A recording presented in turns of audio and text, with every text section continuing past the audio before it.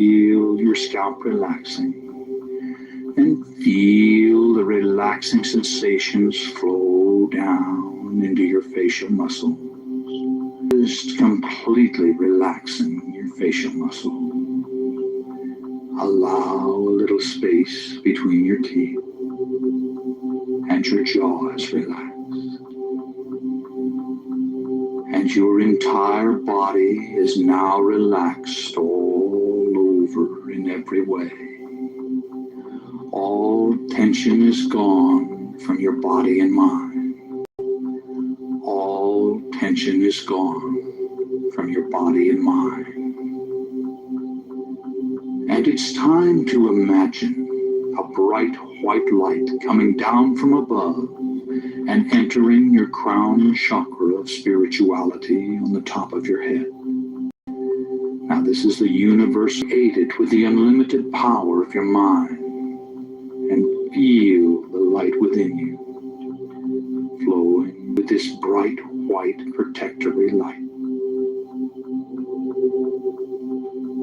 And now vividly imagine the light concentrating around your heart area, and visualize it emerging from your heart area to totally surround your body with a protectory aura of bright white God light.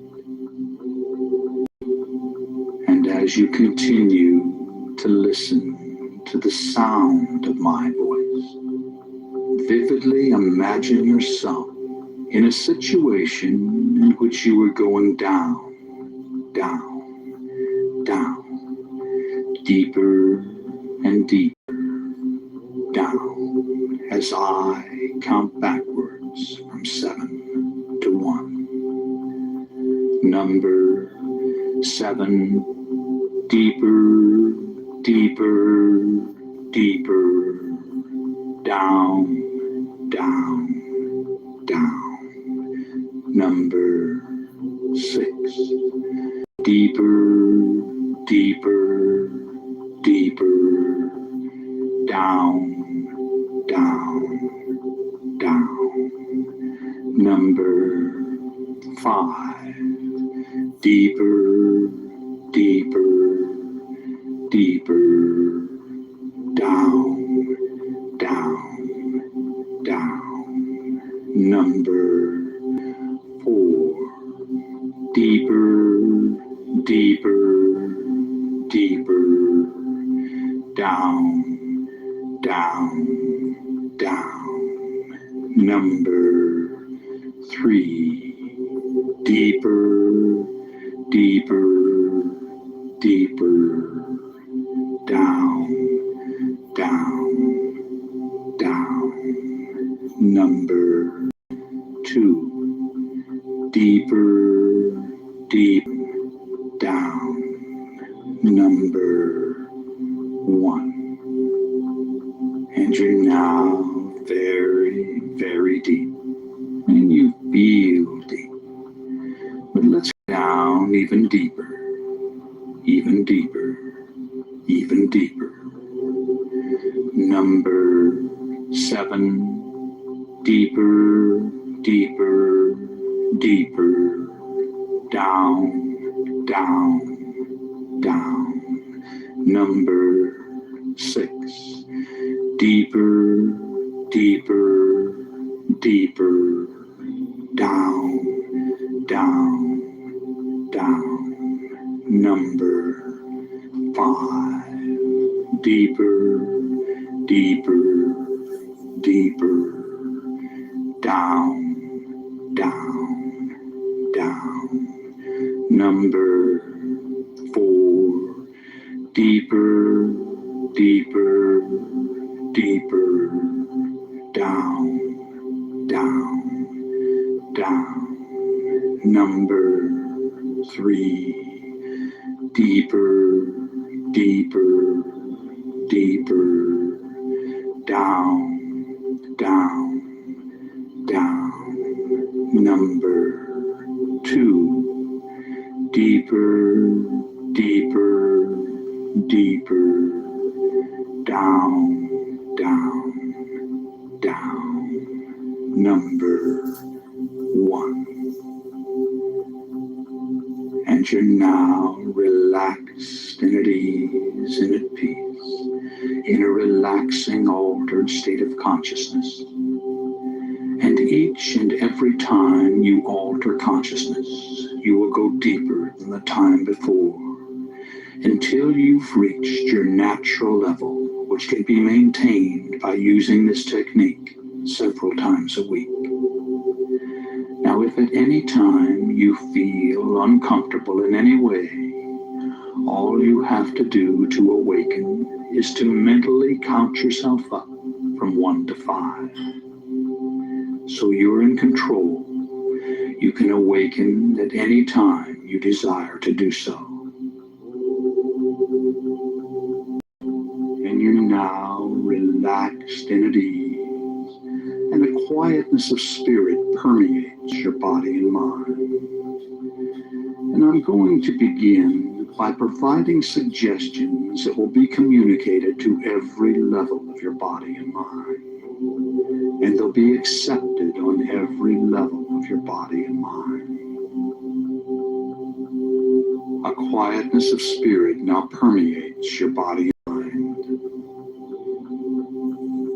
You release all tension created by stored up energy within your nervous system. All nervous energy is released to flow freely through your body and mind to be used in constructive ways. You feel calm, relaxed, and at peace with yourself, the world, and everyone in it. You have the courage and confidence to do what you need to do to resolve your problems. You can resolve your concerns and conflicts with minimal effort. You accept the things you cannot change, and you change the things you can. You accept who you are. You always do your best, which is all anyone can ask. Every day, in every way, you become more peaceful and harmonious. Negativity goes through you without affecting you. As a result of this programming, you develop a new mellow and confident self-image. Quietness of spirit are your key trigger words for post-hypnotic conditioned response. And these suggestions have been communicated to every level of your body and mind, and they've been accepted on every level of your body and mind. And it's now time to visualize yourself having successfully overcome any and all anxiety. Imagine how good it feels to experience an ongoing quietness of spirit. Imagine your reactions and the reactions of those close to you. Vividly fantasize all the changes and benefits derived from living life in this calm state of mind. Create every detail of these visualizations, and in so doing, you communicate your desires to the levels of mind that will assist you in manifesting the positive outcomes. Imagine what you desire as if it were already so. Do this now while I'm quiet for a while.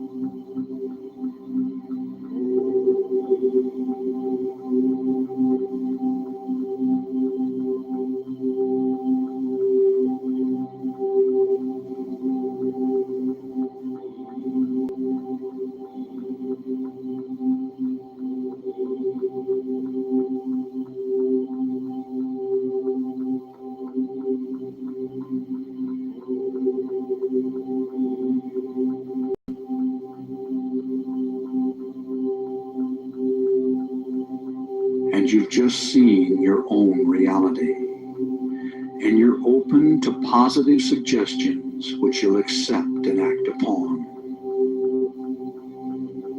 A quietness of spirit now permeates your body and mind. You release all tension created by stored up energy within your nervous system. All nervous energy is released to flow freely through your body and mind to be used in constructive ways. You feel calm, relaxed, and at peace with yourself, the world, and everyone in it. You have the courage and confidence to do what you need to do to resolve your problems. You can resolve your concerns and conflicts with minimal effort. You accept the things you cannot change, and you change the things you can. You accept who you are. You always do your best, which is all anyone can ask. Every day, in every way, you become more peaceful and harmonious. Negativity flows through you without affecting you. As a result of this programming, you develop a new mellow and confident self-image. Quietness of spirit are your key trigger words for post-hypnotic conditioned response. And these suggestions have been communicated to every level of your body and mind, and they've been accepted on every level of your body and mind. And these suggestions have been communicated to every level of your body and mind, and they've been accepted on every level of your body and mind. And it's now time to use a repeat technique to saturate your mind with a message. Together, we'll communicate it to every level of your being. So say the words along with me, silently in your mind. Shout them out silently and hear them echo out across the universe and back to you. A quietness of spirit now permeates my body and mind, and my stored up energy is released to flow freely through my system. A quietness of spirit now permeates my body and mind, and my stored up energy is released to flow freely through my system. A quietness of spirit now permeates my body and mind, and my stored up energy is released. It now permeates my body and mind, and my stored up energy is released to flow freely through my system. A quietness of spirit now permeates my body and mind, and my stored up energy is released to flow freely through my system. A quietness of spirit now permeates my body and mind, and my stored up energy is released to flow freely through my system. A quietness of spirit now permeates my body and mind, and my stored up energy is released to flow freely through my system. A quietness of spirit now permeates my body and mind, and my stored up energy is released to flow freely through my system. A quietness of spirit now permeates my body and mind, and my stored up energy is released to flow freely through my system. A quietness of spirit now permeates my body and mind, and my stored up energy is released to flow freely through my system. That's right. A quietness of spirit now permeates your body and mind, and all your stored up energy is released to flow freely through your system. And every day, in every way, you become more peaceful and harmonious. Your new, mellow, and confident self-image is a projection of who you are. It is. You are mellow and self-confident. And I'm now going to give you some key trigger words for post-hypnotic conditioned response. Anytime you feel the slightest bit nervous, simply stop what you're doing, close your eyes, breathe deeply, and say these words quietly to yourself. Quietness of spirit. The words quietness of spirit are post-hypnotic conditioned response trigger words to reduce anxiety and intensify your calm and confident demeanor. These key trigger words invoke powerful post-programming mental conditioning that you can draw upon when you need it. When you say the words quietness of spirit, you'll immediately feel a surge of calmness and confidence flow through your body and mind. And every time you hear this suggestion, and every time you use your quietness of spirit programming, it becomes more and more effective. And it's now time to repeat another powerful affirmation along with me. When I say the words quietness of spirit, I relax, regain control, and experience a surge of calmness and confidence. When I say the words quietness of spirit, I relax, regain control, and experience a surge of calmness and confidence. When I say the words quietness of spirit, I relax, regain control, and experience a surge of calmness and confidence. When I say the words quietness of spirit, I relax, regain control, and experience a surge of calmness and confidence. When I say the words quietness of spirit, I relax, regain control, and experience a surge of calmness and confidence. When I say the words quietness of spirit, I relax, regain control, and experience a surge of calmness and confidence. When I say the words quietness of spirit, I relax, regain control, and experience a surge of calmness and confidence. When I say the words quietness of spirit, I relax, regain control, and experience a surge of calmness and confidence. When I say the words quietness of spirit, I relax, regain control, and experience a surge of calmness and confidence. When I say the words quietness of spirit, I relax, regain control, and experience a surge of calmness and confidence. That's right. You've programmed this suggestion on every level of your body and mind, and it becomes your reality. And now, once again, it's time to create another visualization in which you perceive yourself having successfully accomplished your goal. Fantasize the desired result of this programming. Create every detail in your mind, your feelings and reactions, the reactions of others, everything. Make it real. Do this now while I'm quiet for a while.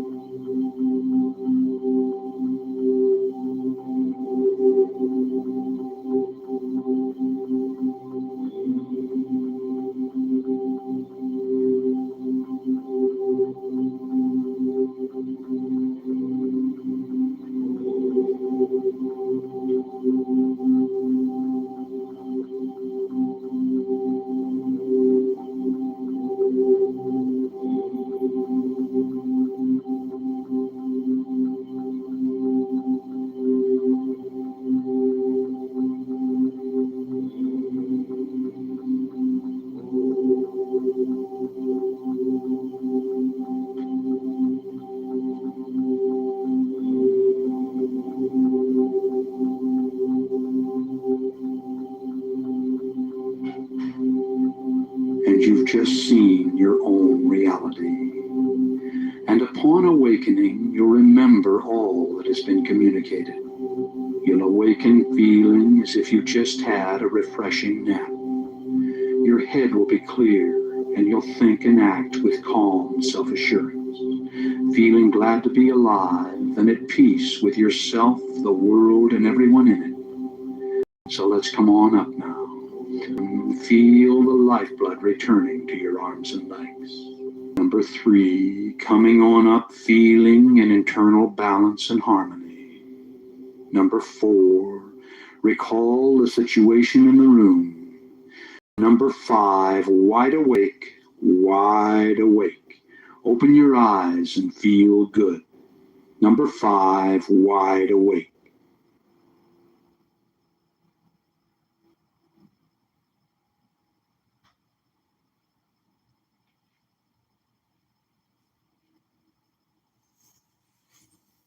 You're wide awake and fully alert. And I'm going to communicate some powerful self-talk phrases. You can do other things if you wish while programming your mind by repeating the phrases after me. And throughout your day, recall these phrases and say them over and over to yourself, out loud or silently in your mind. All right, now repeat each phrase after me. A quietness of spirit now permeates my body and mind.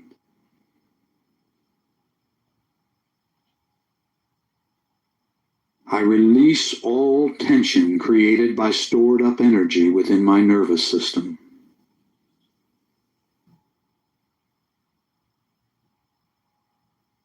All nervous energy is released to flow freely through my body and mind to be used in constructive ways.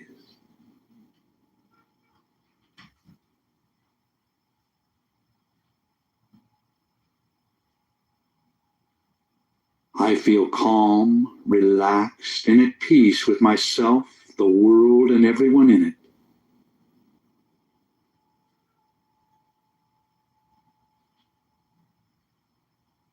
I have the courage and confidence to do what I need to do to resolve my problems.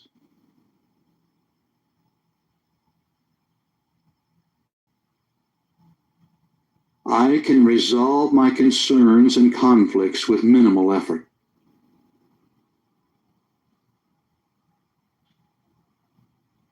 I accept the things I cannot change, and I change the things I can.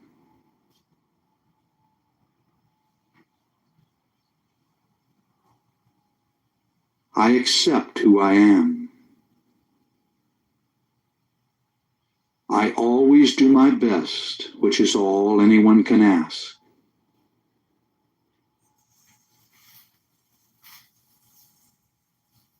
Every day, in every way, I become more peaceful and harmonious.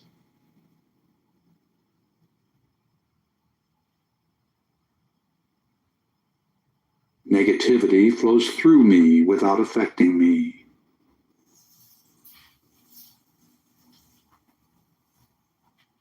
As a result of this programming, I develop a new mellow and confident self-image.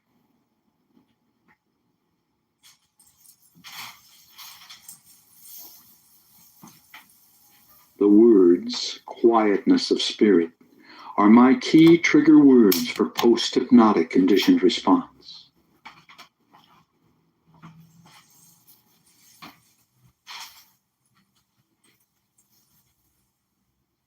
I accept all these self-talk suggestions at every level of my body and mind, and so it is. A quietness of spirit now permeates my body and mind.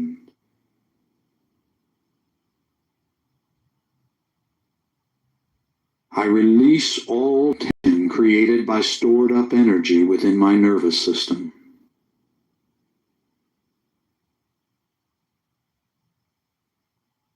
All nervous energy is released to flow freely through my body and mind to be used in constructive ways.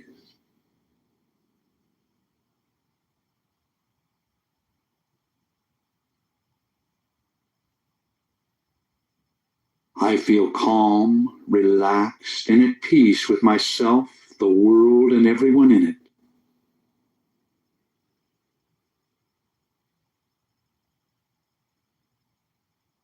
I have the courage and confidence to do what I need to do to resolve my problems.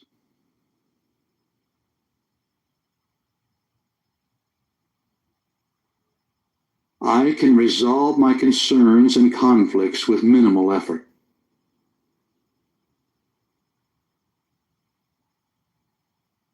I accept the things I cannot change, and I change the things I can.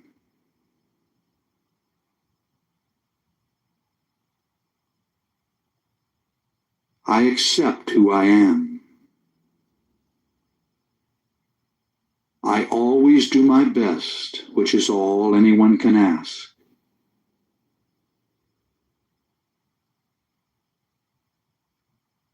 Every day, in every way, I become more peaceful and harmonious.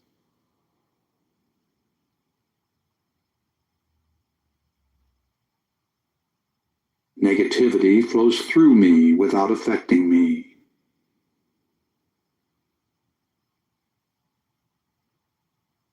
As a result of this programming, I develop a new mellow and confident self-image.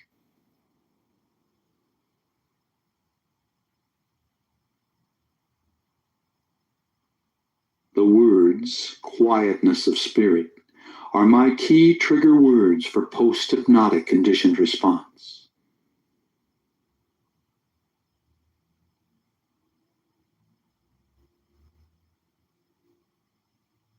I accept all these self-talk suggestions on every level of my body and mind, and so it is.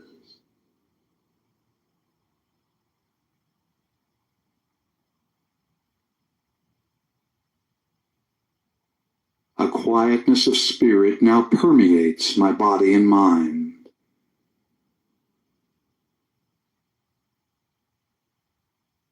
I release all tension created by stored up energy within my nervous system.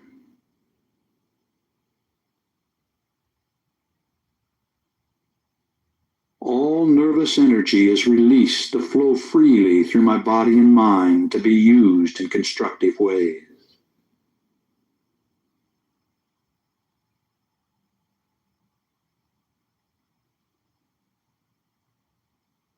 I feel calm, relaxed, and at peace with myself, the world, and everyone in it.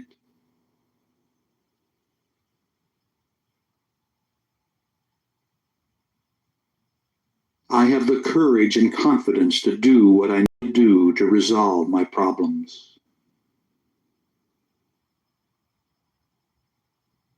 I accept the things I cannot change, and I change the things I can.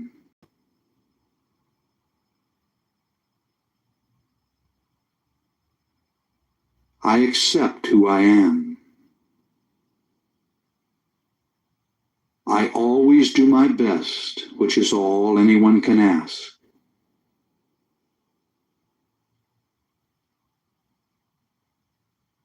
Every day, in every way, I become more peaceful and harmonious.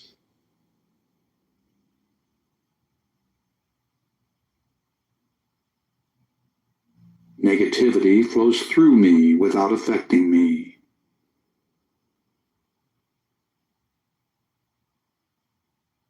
As a result of this programming, I develop a new mellow and confident self-image.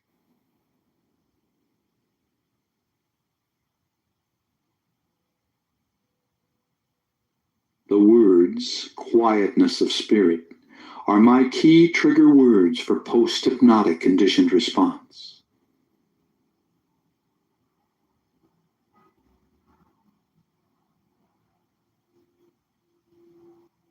I accept all these self-talk suggestions on every level of my body and mind, and so it is.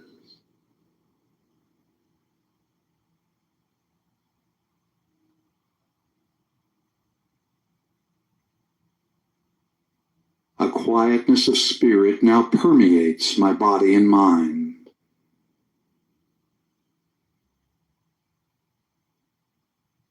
I release all tension created by stored up energy within my nervous system.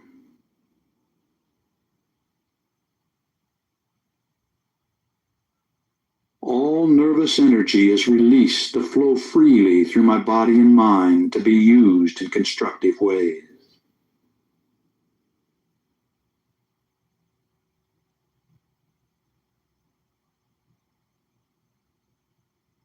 I feel calm, relaxed, and at peace with myself, the world, and everyone in it.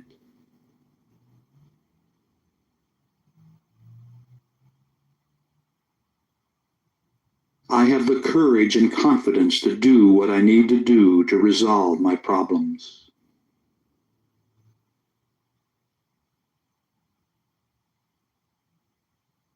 I can resolve my concerns and conflicts with minimal effort.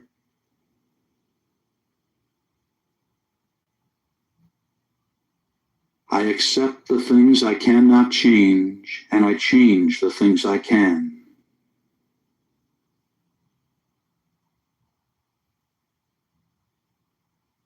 I accept who I am. I always do my best, which is all anyone can ask.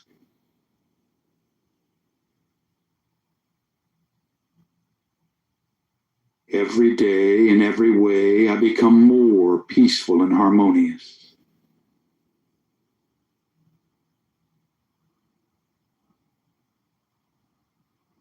Negativity flows through me without affecting me.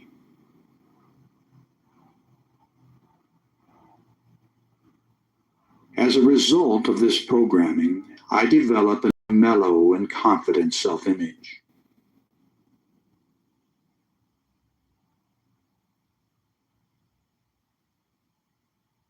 The words, quietness of spirit, are my key trigger words.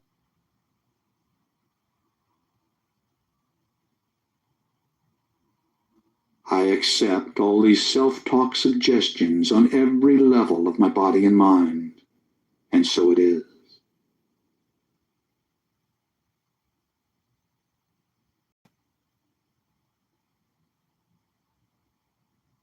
A quietness of spirit now permeates my body and mind.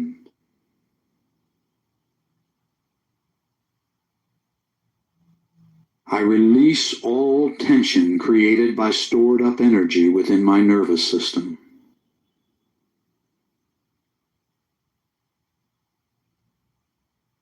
All nervous energy is released to flow freely through my body and mind to be used in constructive ways.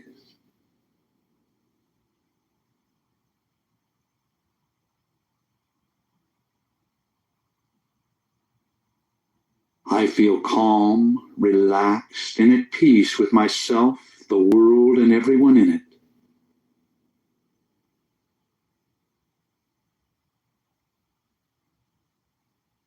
I have the courage and confidence to do what I need to do to resolve my problems.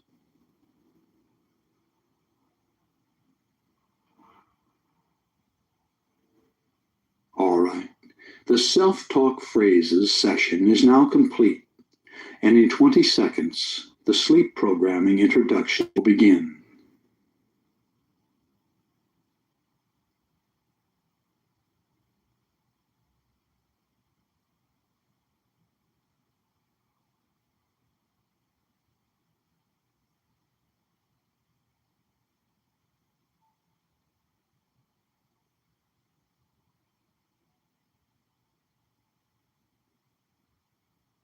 Sleep programming is nearly as powerful as hypnosis for programming your mind with life-changing suggestions. All you have to do is listen to the session as you go to sleep. As you relax and drift into first stage sleep, the cycle per second activity of your brain slows down to alpha. The second level of theta precedes deep delta sleep.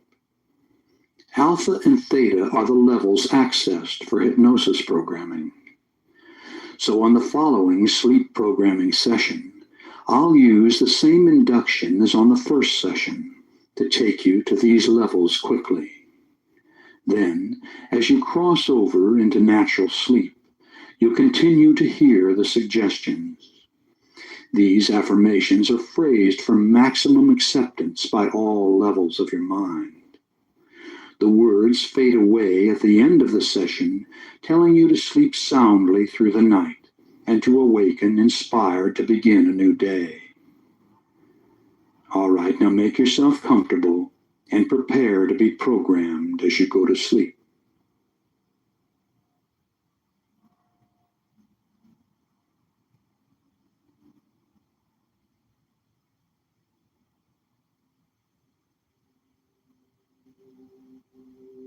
Close your eyes and get comfortable. It's time to breathe deeply and relax completely. Breathe deeply and relax completely, allowing through your arms and legs, through your body and mind. Relaxing, relaxing, relaxing. Take a deep breath. Hold it as long as you comfortably can. And then let it out slowly through slightly parted lips. And when the breath is all the way out, contract your stomach muscles and push it even further out and further out.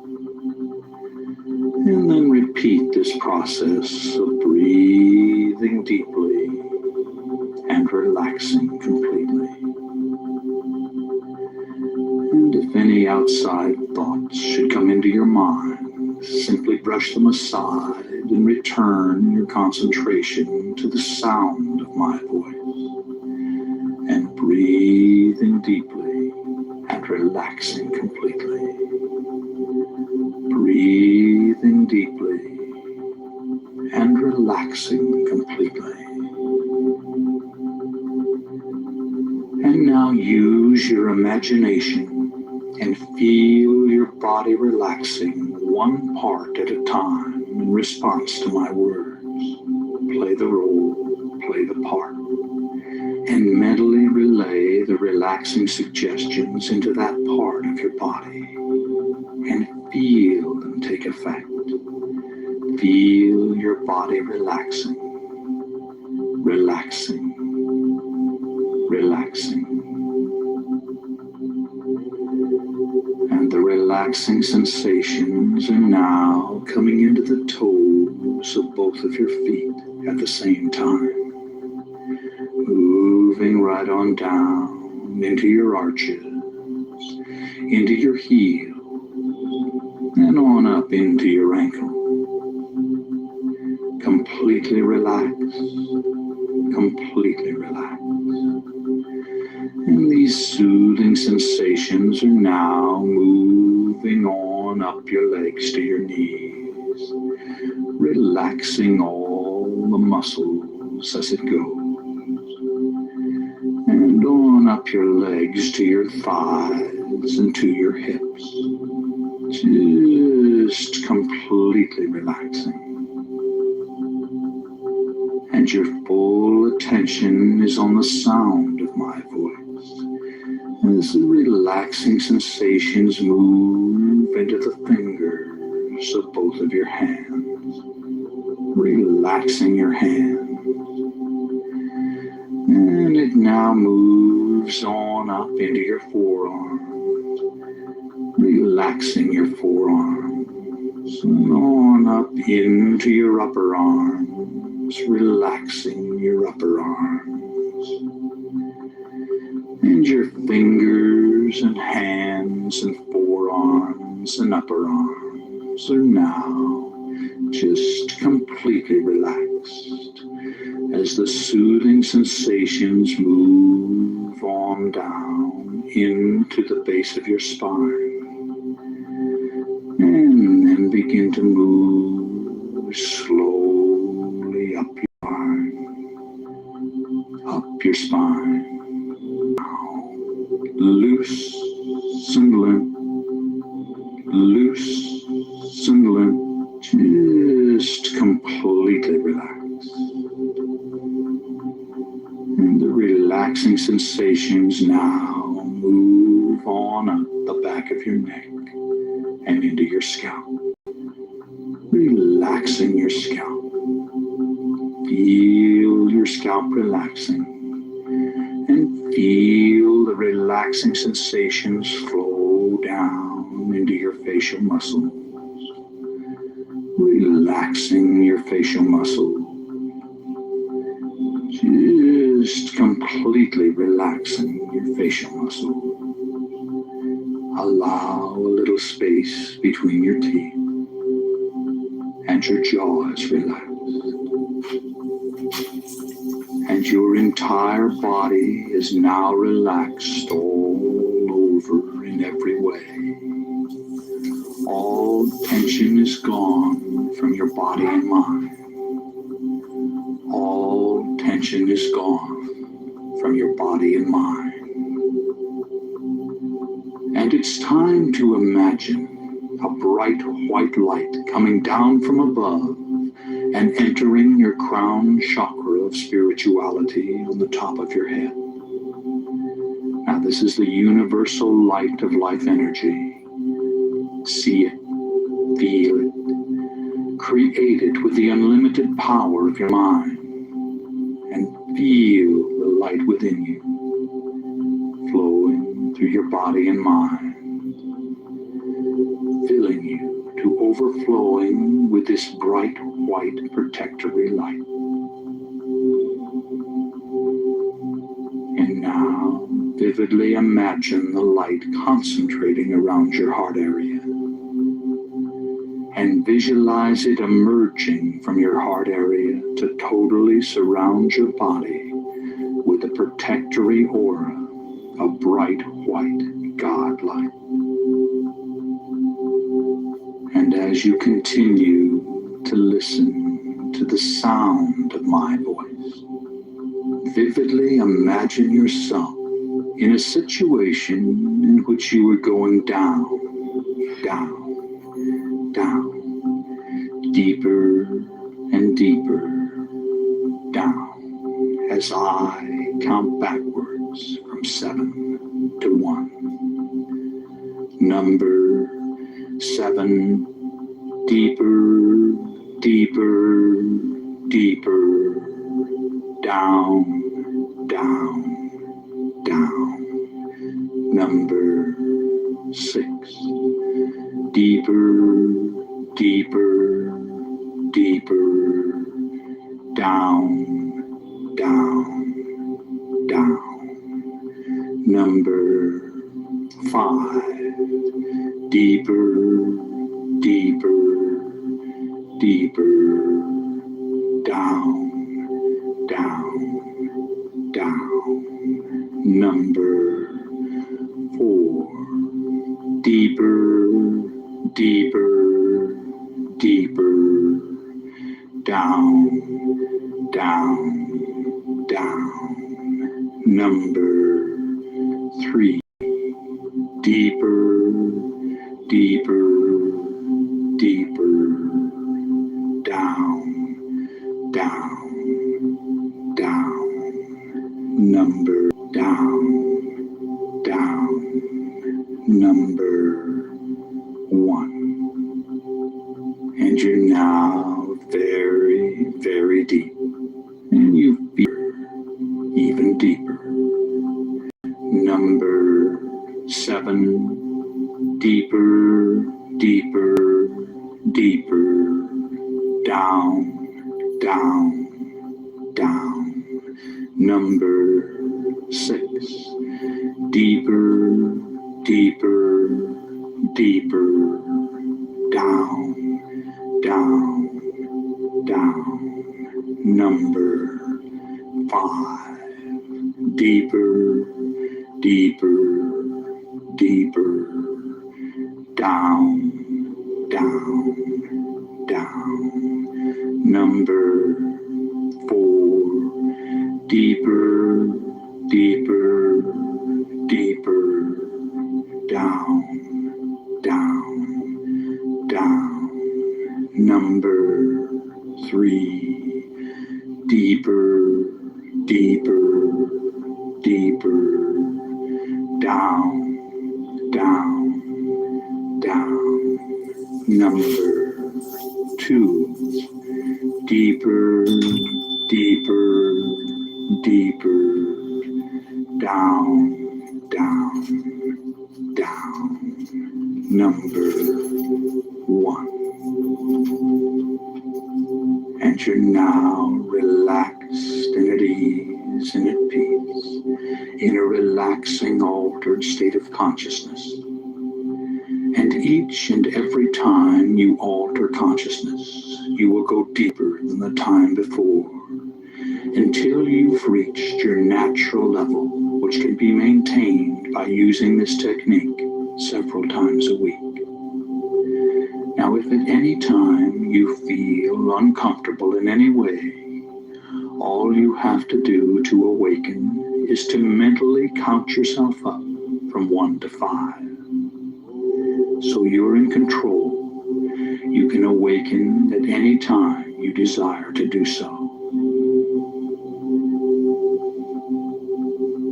And your body is relaxed, relaxed, relaxed. And your mind is relaxed as you cross over into sleep.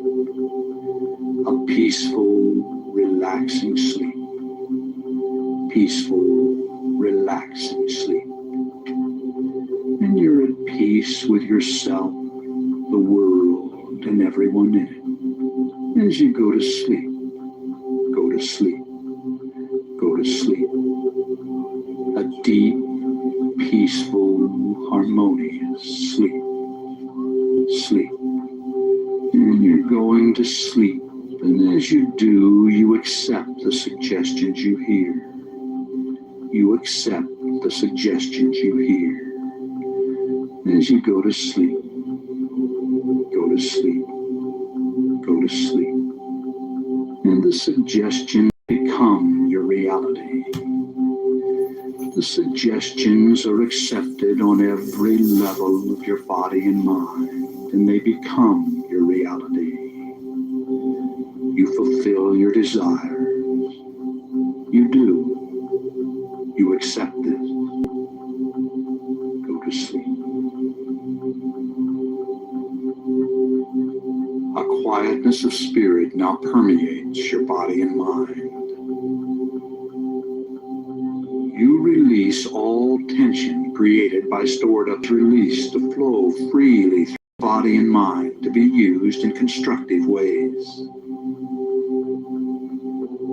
You feel calm, relaxed, and at peace with yourself, the world, and everyone in it.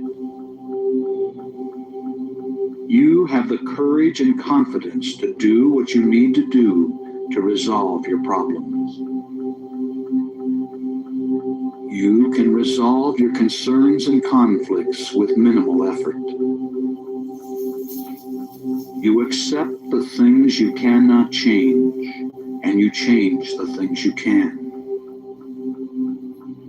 You accept who you are.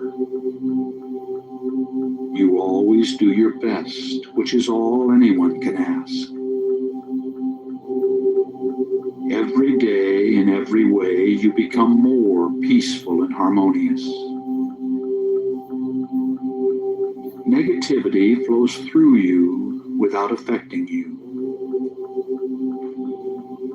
As a result of this programming, you develop a new mellow and confident self-image.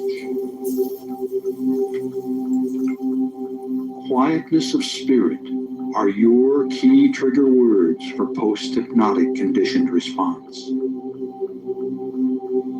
And these suggestions have been communicated to every level of your body and mind, and they've been accepted on every level of your body and mind. A quietness of spirit now permeates my body and mind, and my stored up energy is released to flow freely through my system. A quietness of spirit now permeates my body and mind, and my stored up energy is released to flow freely through my system. A quietness of spirit now permeates my body and mind, and my stored up energy is released to flow freely through my system.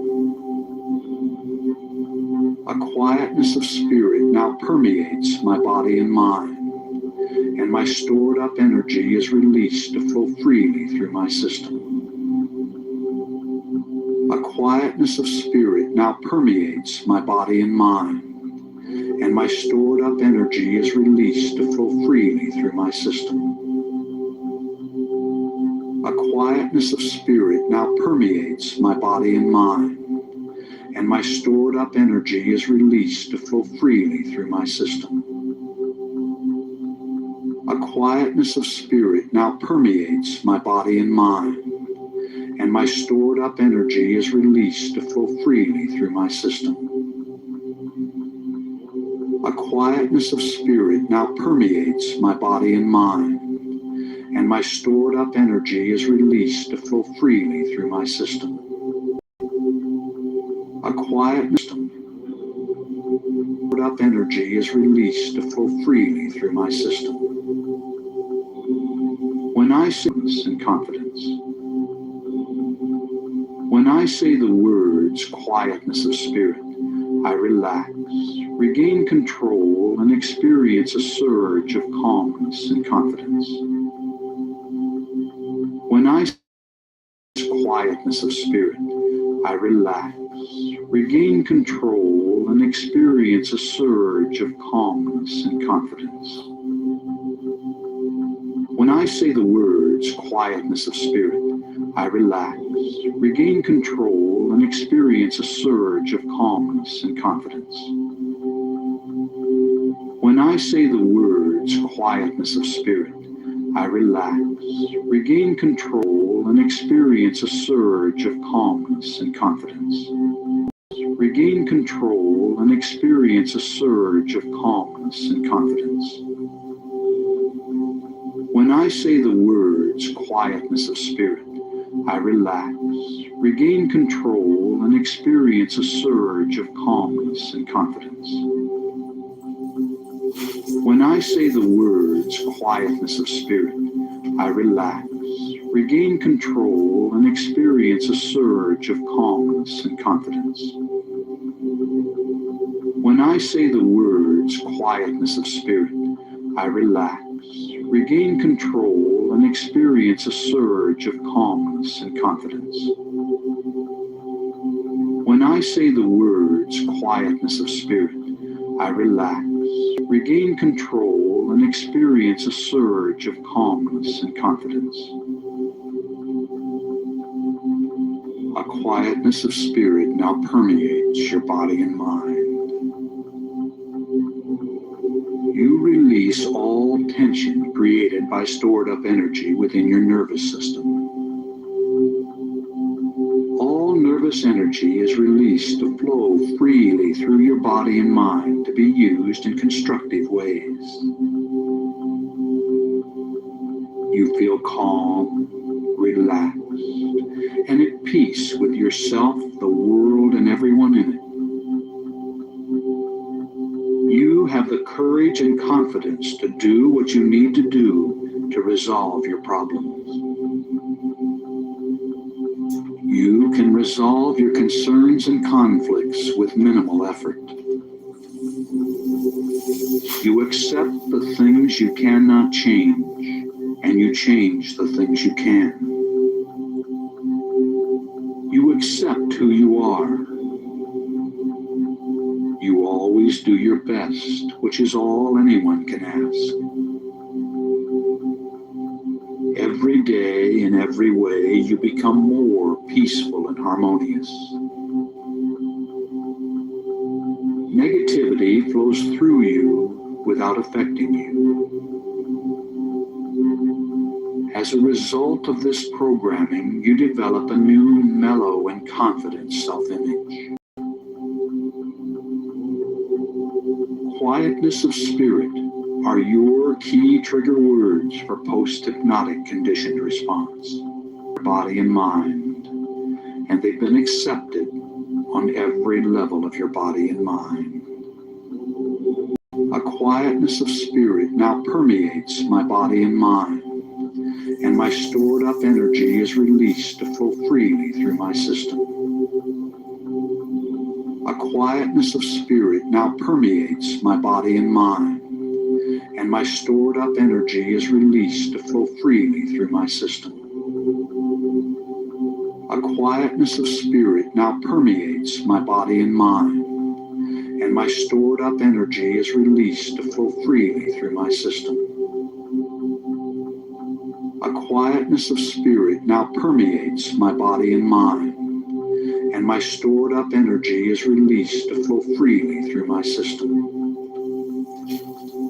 A quietness of spirit now permeates my body and mind, and my stored up energy is released to flow freely through my system. A quietness of spirit now permeates my body and mind, and my stored up energy is released to flow freely through my system. A quietness of spirit now permeates my body and mind, and my stored up energy is released to flow freely through my system. A quietness of spirit now permeates my body and mind, and my stored up energy is released to flow freely through my system. A quietness of spirit now permeates my body and mind, and my stored up energy is released to flow freely through my system. A quietness of spirit now permeates my body and mind, and my stored up energy is released to flow freely through my system. When I say the words quietness of spirit, I relax, regain control, and experience a surge of calmness and confidence. When I say the words quietness of spirit, I relax, regain control, and experience a surge of calmness and confidence. When I say the words quietness of spirit, I relax, regain control, and experience a surge of calmness and confidence. When I say the words quietness of spirit, I relax, regain control, and experience a surge of calmness and confidence. When I say the words quietness of spirit, I relax, regain control, and experience a surge of calmness and confidence. When I say the words quietness of spirit, I relax, regain control, and experience a surge of calmness and confidence.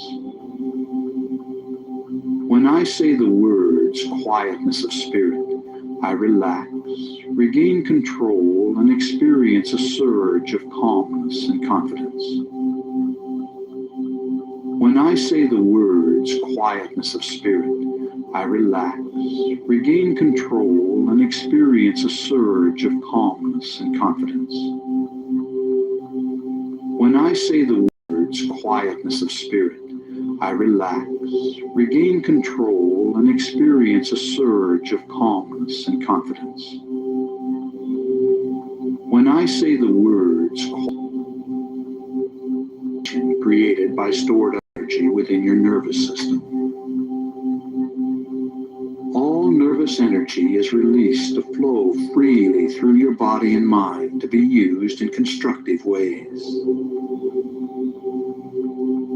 You feel calm, relaxed, and at peace with yourself, the world, and everyone in it. You have the courage and confidence to do what you need to do to resolve your problems. You can resolve your concerns and conflicts with minimal effort. You accept the things you cannot change, and you change the things you can. You accept who you are. You always do your best, which is all anyone can ask. Every day, in every way, you become more peaceful and harmonious. Negativity flows through you without affecting you.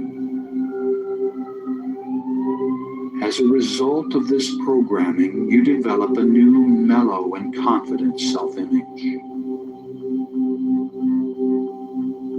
Quietness of spirit are your key trigger words for post-hypnotic conditioned response. And these suggestions have been communicated to every level of your body and mind, and they've been accepted on every level of your body and mind. A quietness of spirit now permeates my body and mind, and my stored up energy is released to flow freely through my system. A quietness of spirit now permeates my body and mind, and my stored up energy is released to flow freely through my system. A quietness of spirit now permeates my body and mind, and my stored up energy is released to flow freely through my system. A quietness of spirit now permeates my body and mind, and my stored up energy is released to flow freely through my system. A quietness of spirit now permeates my body and mind, and my stored up energy is released to flow freely through my system. A quietness of spirit now permeates my body and mind, and my stored up energy is released to flow freely through my system. A quietness of spirit now permeates my body and mind, and my stored up energy is released to flow freely through my system. A quietness of spirit now permeates my body and mind, and my stored up energy is released to flow freely through my system. A quietness of spirit now permeates my body and mind, and my stored up energy is released to flow freely through my system. A quietness of spirit now permeates my system. At peace with yourself, refreshed, and thinking and acting with calm self-assurance, and inspired to begin a new day. And you accept these suggestions as you go to sleep. The suggestions are accepted on every level of your body and mind, and they become your reality. You fulfill your desires. You do. You accept this, and you accept these suggestions as you go to sleep. Go to sleep. Go to sleep. Go to sleep. And you accept these suggestions as you go to sleep. Go to sleep. Go to sleep. Go to sleep. And you accept these suggestions as you go to sleep. Go to sleep. Go to sleep. Go to sleep. And you accept these suggestions as you go to sleep. Go to sleep. Go to sleep. Go to sleep. And you accept these suggestions as you go to sleep. Go to sleep. Go to sleep. Go to sleep.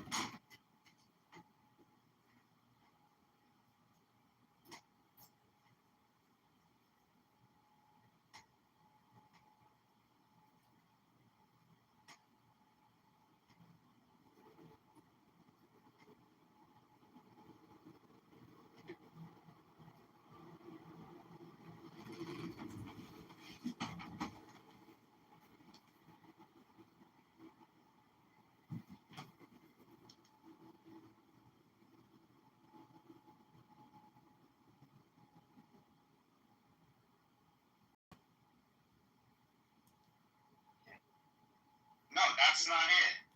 Now, connect that with the struggles between men and women. Well, that's fundamentally different. So now we're talking about Elon Musk now. Because you brought him up. No, I did not bring him up. For equality, that's fine. That's what we're observing, right? Yeah. I'm not really an equality guy either. I'm not an equality or an equity guy. I think both of those are fundamentally flawed. But if you want to simplify it that way, yeah, I would lean more towards the equality versus equity. Yeah, that's all I'm hearing. Yeah, it's a common argument. I don't agree with that, but that's fine. It's debatable whether or not somebody should be for equality or equity. You do get the difference, though. You know the difference between the two. Yeah, usually equality most of the time. Before they got conflated, most of the time people who fought for equality said we want equality of opportunity, and equity stood for equality or equity of outcomes, so equal outcomes. And so to me, those are fundamentally different. I think neither one is really achievable. Neither one is really admirable. They're not admirable. Correct. Neither one is really admirable from the standpoint that an example I used a couple hours ago where I was saying someone who grows up on a farm in rural Montana is not going to have equal opportunity or access to the same job, colleges, or internships, etc., as someone who grows up in one of the 5 boroughs in New York City.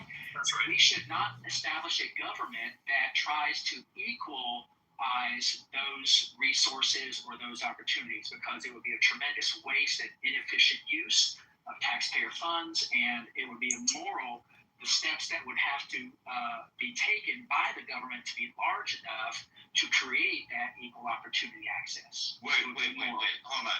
Pro, can I jump? Yeah, I'm sure you're going to jump up with the immoral claim, but no, his definition of equality and equity, I take issue with that.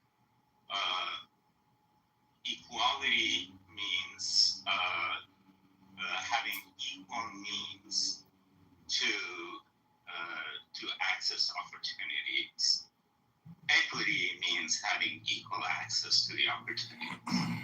So what he was talking about between the farmer in Nebraska and the guy in New York, they both have the same access to the opportunities, but the guy in New York has greater means to access those opportunities. So we would say in that case there is equity, but there's no equality. Yeah, I don't agree with that definition at all. I don't think that's how it's intended. What is it? I'm more interested. I don't really have as big of a problem. If you want to define equity as the outcomes on that, fine. I get generally what you mean, that it's not a horrific distinction. But now that we've made the distinction, I'm really interested in why you think equity isn't something that's something we should be. I forget the exact word you used. What did you use? It's not applaudable or whatever it was. It's not admirable. Admirable. Yeah. Why is seeking out equity not admirable? That was an interesting one. Well, can we agree that equity means equal outcomes? Generally, I'll like I said, it's not the best. No. I disagree with that because you can have somebody is more intelligent than the other one. Yeah, so right. It's having equal access, not equal outcomes. Yeah, but outcome focused though. That's fine. But no, it is not. It is starting point focused, not outcome focused. Yeah, but are you starting out with the same? We're saying the same thing, Sam. What I mean is, you obviously we know the outcome is so he can see over the fence, right? Like that's what I'm saying. And so no, that is not the outcome. Okay. That's not the desired outcome. Yes. The guy's too short. But that was what I was saying. That equality is having them a means to be able to enjoy the access to the opportunity. Equity is having the access to that opportunity, having equal access to that opportunity. Right, but what we're saying is that you might need different levers right? You might need like the example with the taller ladder to see over the fence. Providing the equity to get the outcome. That's what I mean by the outcome. He's divorcing outcome. He's divorcing the notion. That's fine. That's fine. It's not. Get to why it's not. Get to why that's not an admirable thing. Right. So even if we take Sam's definition, it still doesn't work, because what happens is what he's talking about is redistribution. What he's talking about is if Elon Musk makes $1 trillion and I make, what I make, then, much less, then I don't have the same opportunity or access to companies or influence or profit or whatever the difference is in that difference, that differential, in that example, that comparison. He's talking about changing the access. Can you please not assign what it is that you're saying to me, because I'm using your words to make sure we ground the definition in your comments. Well, I was asking you about your thought of why it's not admirable. Without referring to what I said. We can pretend Sam's not here. I can take issue. Well, I tried to use my own definition and you interrupted. Well, I'm just to clarify. My definition, or should I use your definition? I said go ahead and use your This is so definition. I'm Just go out to of this. Well, he keeps interrupting me. He doesn't like that I use my You keep bringing it into the context. It doesn't need to be brought into the context. What is your freaking definition of why equity is not admirable, or explanation? So then I'll use my definition, and Sam can just butt out and then wait till I'm done. That's right. So my definition of equity is equal outcomes. And it's similar in the problems that we encounter when we try to equalize access or opportunities, because of the examples that I gave. Not only that, but you also have to factor in individual differences. Some people are more ambitious. They're taller. They're, just to remind everyone, you said that all of Europe was less ambitious than the United States. Okay, cool. All right, we're back on that. That's a cultural thing. That's an effect of their. Well, this is a belief that you have, is what it is. It's not a fact. It's a belief that you have. It's a weird belief that you would assign that to an entire continent, but that's another thing. So just putting that on the table for all those who came to the game late, since you want to evoke ambition. Sure. So I think that when you try to equalize outcomes, you run into the same problem as when you try to equalize opportunity. You have to end up taking people who are productive. You have to take from, you have to use things like affirmative action. So as you were saying there, wait, hold on. Equity is not the same thing as equal outcomes. No, it's not. I know what he's trying to smuggle in there, and I know why Sam obviously is pushback against it. No, it's just the way that you distribution. The problem is distribution. You're not saying the whole sentence with outcomes is what you're doing. We're concerned about the potential to reach the outcome by not hamstringing someone at the start. That's it. I'm giving you what you need at the beginning, so it's possible for you to attain the outcome. When we're talking about degree attainment in higher education, I don't know where it comes from. It can come from a whole myriad of places. But you use no. I don't need to think it through. I'm telling you, there's a variety of possibilities of where that has to come from somewhere, right? It sure can, but there's a variety of ways that it can come from. You seem to be stuck on one of them. What we're trying to do is say, who is getting the bad end of the deal here? Is it poor Elon Musk because he has to give up a little bit more of something? Is that what we're getting at?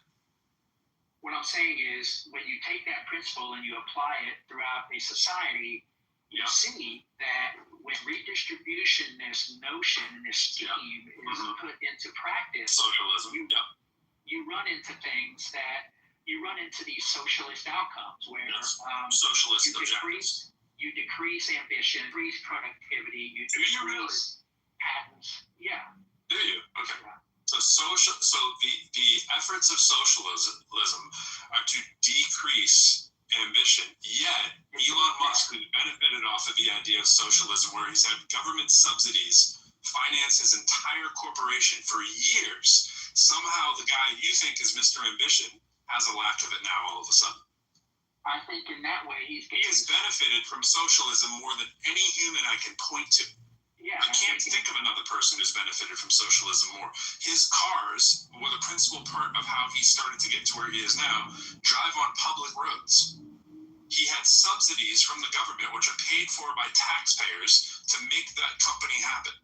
Then he gets government contracts from NASA to put his satellites in the sky that he turns a profit on so that he can actually sell access to the internet to mostly third world nations who do not have decent access to Wi-Fi.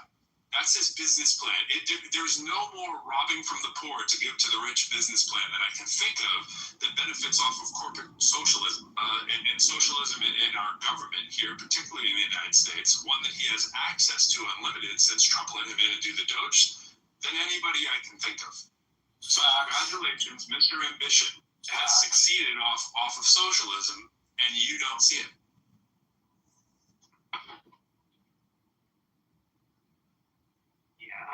I just think, I mean, are we gonna talk about specific examples? Or are we gonna dive down? That was a specific example. Right, but I try to get into specific examples. It was your Mickey. I didn't even want to bring him into it. You just keep bringing him into it all the time. Sam brought him up, and then you brought it back up. You would let him go. You would let him go, bro. The fact that Well, let's not talk about Elon Musk anymore. Okay. How's that? well, he's kind of an exemplar of the extent of your thinking. Yeah, but we're not talking about specifics, though. We're talking about the principle. Why not? Okay, all But right. at the principle, if you're always at the principle, then you're never at the nuance. And the example is someone who's a trillionaire with the most shares to vote whatever he wants for SpaceX. And if it merges with Tesla and somebody who currently has some voting can get absorbed by a financial maneuver that is not likely to get blocked. Does that concern you? Back to like regulation? So you can do a reverse merger, right? So Tesla can get absorbed into SpaceX, which isn't his company because it's an actual AI data company. But he doesn't have to take it to IPO because he already did it. And it's already below its IPO price before any of the insiders can really sell. I think that a destructive behavior by someone who only cares about themselves, who has nobody but their own financial interest involved, becomes really the problem for us all. So if we don't get to talk about it before as a specific example, it's quite ridiculous. I didn't really understand your point. What is your point? So when someone is selfish, it's bad?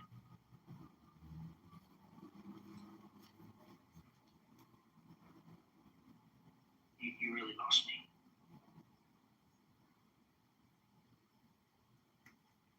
I mean, if you want Selfishness me is to bad. defend Romeo, I don't really want you to defend. Back to the specifics of I Elon really Musk. your point. Elon Musk is the result of someone Elon Musk is bad. reckless abandon, does what he wants, and then lets other people bail him out. Well, I mean, did he not repay the loans with interest ahead of time that he took from the government? I mean, that's What are you referring to? Which company? Huh? I'm referring to Twitter. Do the people who gave him money get bailed out? Well, I guess they're on their way to figuring that out with the IPO of SpaceX. He took money from Is that a good deal? to buy. No, which government? Who are you referring? I'm not. My criticism about Elon Musk. So just to clarify, just want to clarify, Brian. I'm going to clarify. I don't care whether or not you're referring to treasuries monies from the U.S. government, or we're talking, what Pro and I are talking about is more of a large amount of taxpayer incentive to buy an EV over a decade. I'm asking you, mentioned Twitter specifically, so I'm asking, did Elon Musk take money in any form from the U.S. government in order to buy Twitter? I don't think so. Why would I? Who asserts that? No. You haven't listened, bro. He said he took And I'm done. No. What? He borrowed money, not from the government. Stop your brain and just listen. I don't have that much time to explain myself again. Quit telling me what I said. I wouldn't say something as stupid as that. He took money from the Emirates. He took money from other investors to help bail out. It was funded through the mechanism of finance. Goldman Sachs helps arrange this stuff. Banks are involved. This happens over. I'm not even done. To answer your question, he didn't take government money. you're talking about this, there's nothing wrong with it. I didn't even say what's wrong with it. Why are you butthurt and you can't let someone finish? You're not even letting someone finish. I'm done with you. That's like saying I don't need to talk, but someone can't listen. Okay, I see you later. So then, you just can't listen. That's the difference.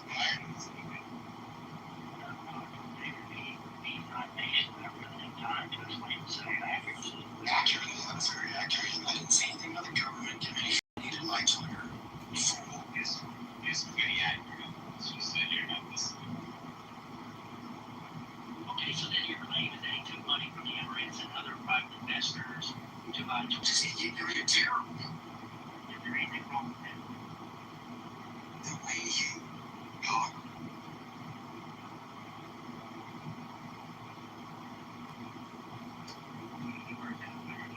Is there anything wrong with him getting money from private investors To code between right and wrong is myopic at best. Myopic at best. I'm asking you for your interpretation. If I told you I wrote something about financial markets, you wouldn't have the patience to read it. So, whatever. You also don't listen, so I don't expect much. I have zero expectations. I have someone else give me my presence, so I'm gonna let you have your ridiculous notions. There you go.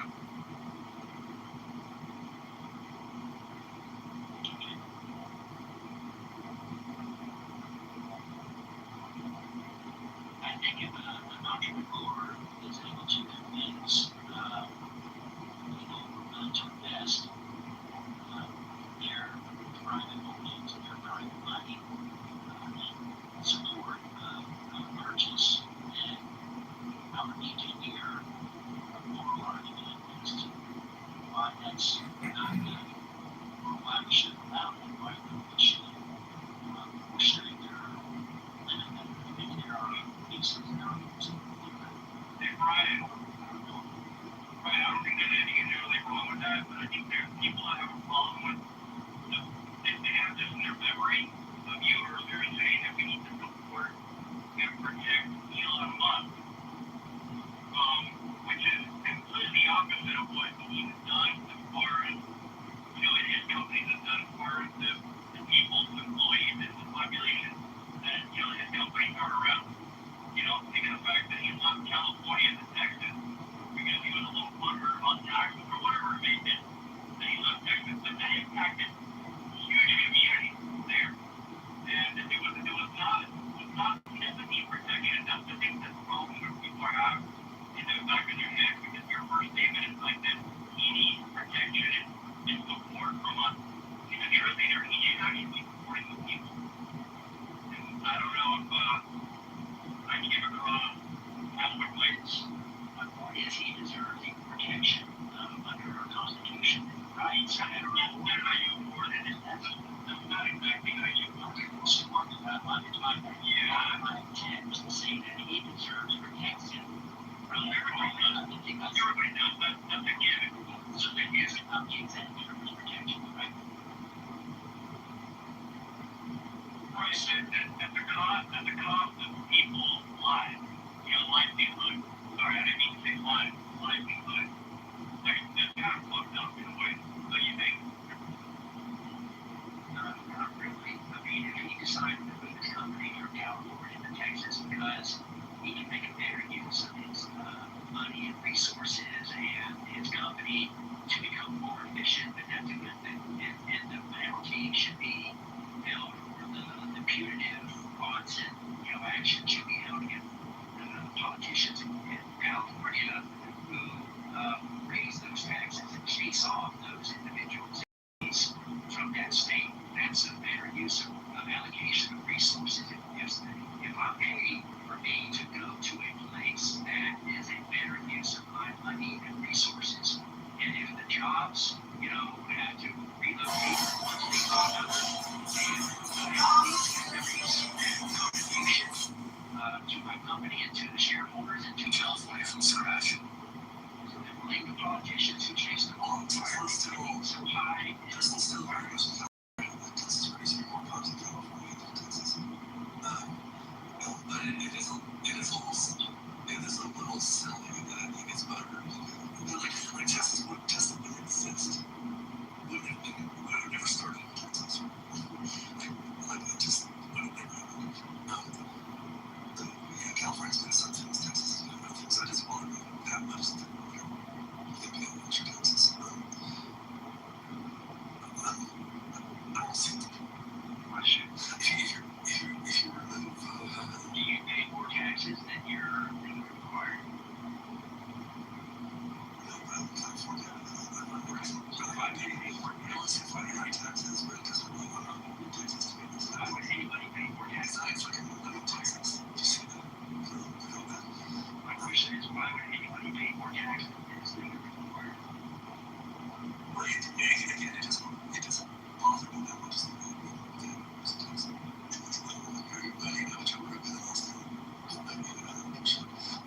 But it's a little ungrateful to the state that it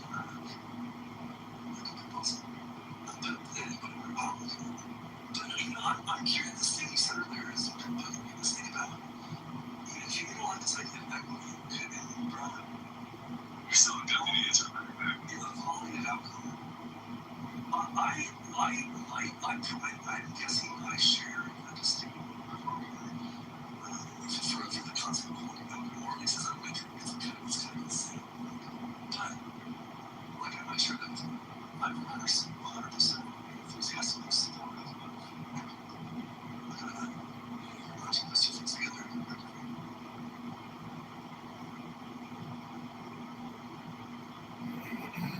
I guess there are people that do definitions of anything to this is a definition of theory.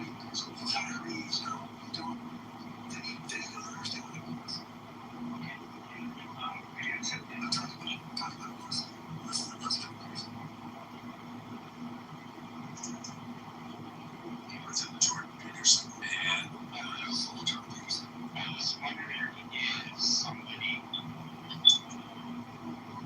definition of equity or look up in Merriam Webster the definition is weird here.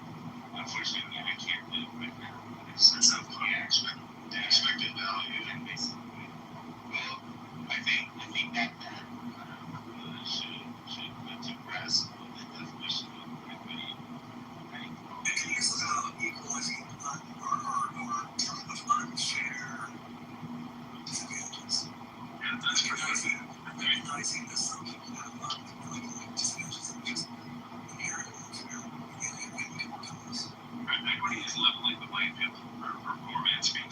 It's leveling the playing field. I get the idea of why people don't want to have a playing field, but if they believe that they've worked harder than everybody else, they'll take their certain position.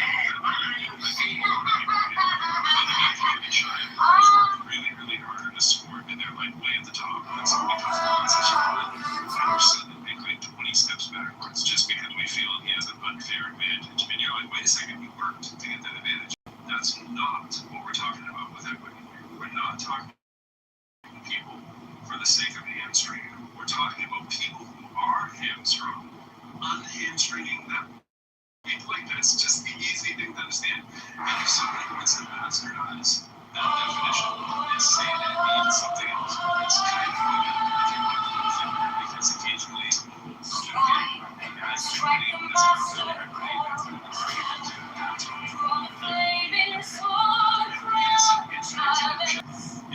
advantageous to the people who are in this like amazing position, usually because they exploited something to get there, right? They're exploiting and taking advantage of somebody else's unfortunate position, and they can continue to reap the benefits of that for a long time. And then we're like, wait a minute, there's gotta be some fair to say you can use the word morality if I'm going to grant that it's a thing. I'm talking about exactly this with equity, and you're saying it's not some completely issue, and you don't aspire to get that.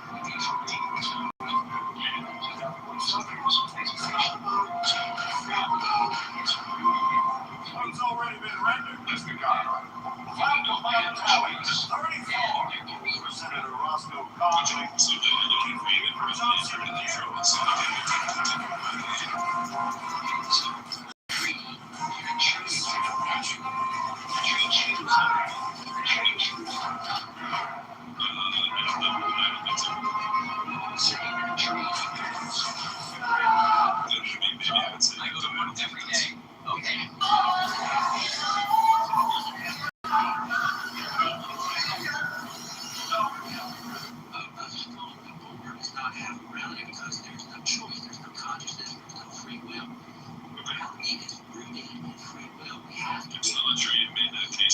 but just because a tree doesn't have free will doesn't mean it's rooted in free will, unless you mean something different by rooted than I mean.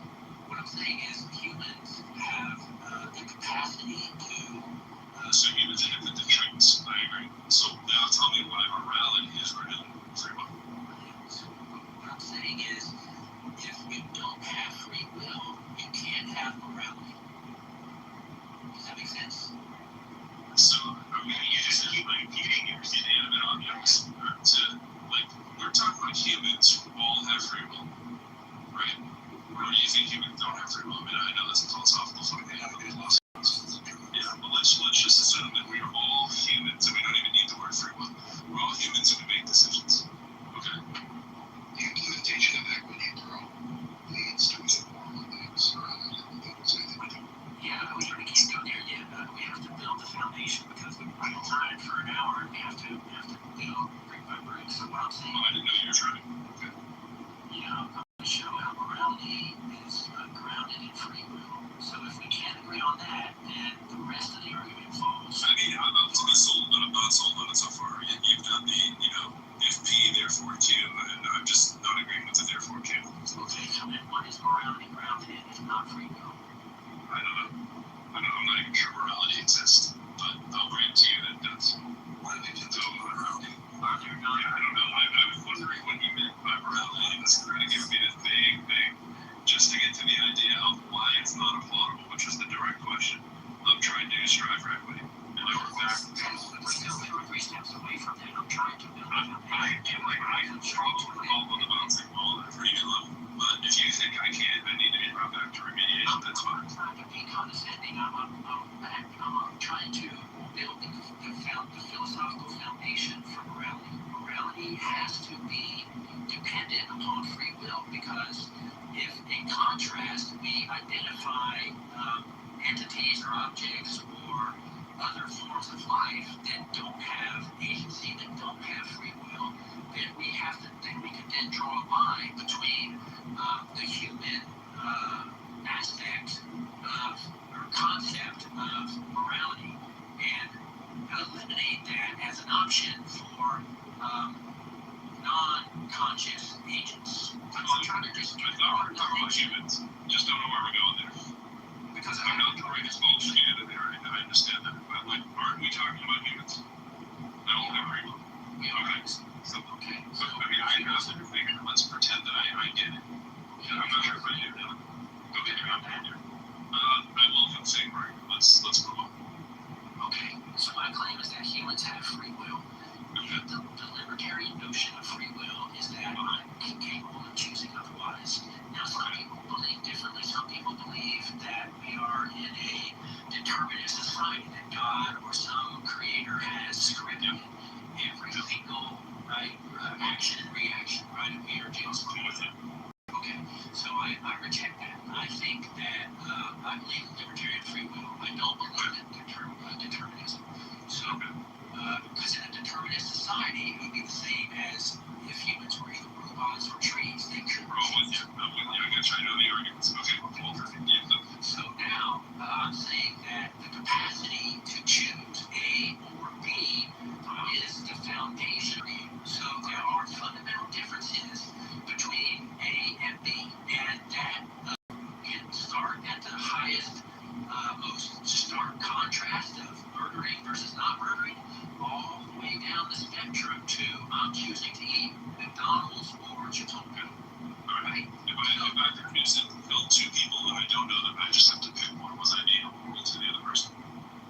If you're choosing to kill You're B and I choose it, then what was I on wrong? I have a choice. And what I'm trying to exemplify is that there may be situations that appear like people don't have a choice. If that's where you're trying to go, cool.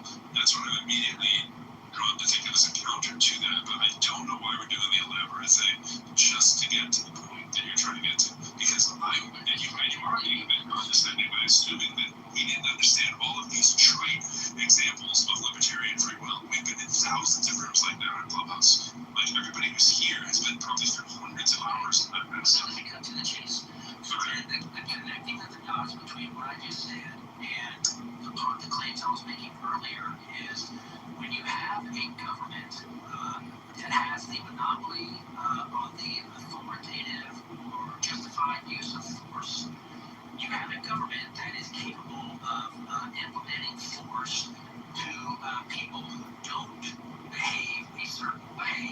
you're taking away their agency. You're eliminating their opportunity to choose A and not B. Okay. That's immoral. Okay. Therefore, Jim Kennedy, don't run for me. Therefore, don't have a government that doesn't. Don't have a government that doesn't. I want to talk about it. Yeah, maybe only one in the room, and I don't think so from Hero's comment, just to make sure we took a pulse there. We're waiting for you to connect that to how that connects to equity, because I know there must be some grand metaphorical concept and scheme that we're missing. Three steps here. So first step, morality is rooted. What's the third step I missed? Second step is having government that defines uses of force to coerce or mandate that people only access to say option A is not the next moral.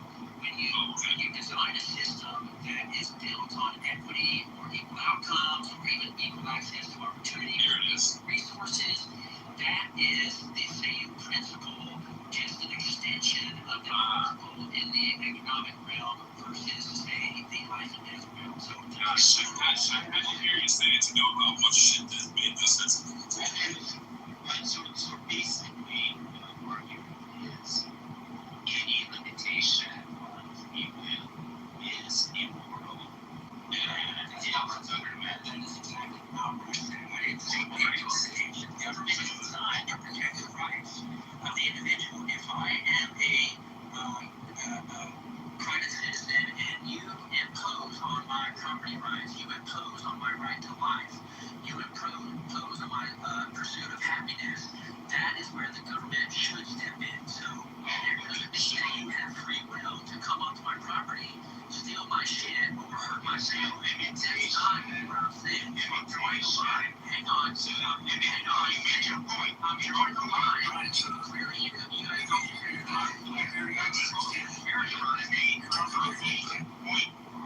you keep falsely characterizing my points. You made your point. So you made your point. Okay. So basically, what you're trying to say, or what I understand, correct me if I'm wrong, is a limitation on free will and no, what I'm saying is you're talking about the action within government. How does the government's free will infringe that same violation on me, whether it's an individual, whether it's you invading my property, or depriving me right to life, or it's the government, or a company, or another country. Okay, so how does that have the invasion of my private? How does that have to do with free will? Because you can say that if I'm protecting free will just across the board, then your free will, whether it invades my private property or deprives me of rights, is okay because I'm just defending free will. The government is designed to protect. But you don't have. That's not where you don't have property rights in your land because you have free will. You have property rights in your land because the government, based on certain rules, has given you right? Okay. So then if I am trespassing your property, how have I violated your free will? You haven't invaded my free will. You've invaded my property. You've deprived me of my sovereignty over my land. So basically, deprivation of your rights is not 100% correlated in whether you have free will or not. You have certain rights that you have whether or not you have free will. If I heard John Stuart Mill's claim, can we just swing your fist and it's when it hits my face? Have you heard that statement? So that's where your free will to swing your fist violates my rights when it hits my face. That's you. Where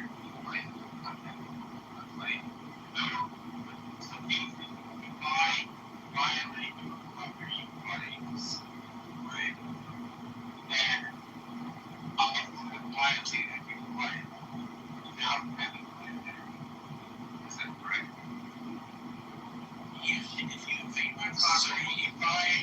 You have violated my rights, but you have not deprived me of privilege. So, by violating property rights, I would say that's a moral act. When you say, Fully agree.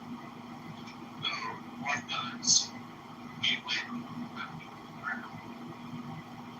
Well, because you chose to violate my rights, which is immoral.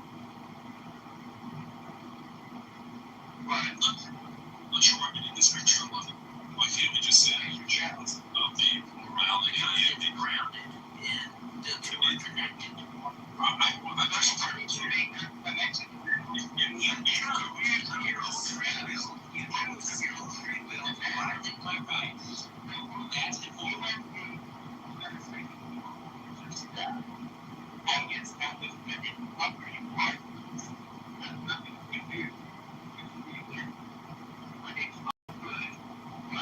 You said you didn't. I said you didn't deprive me of my free will.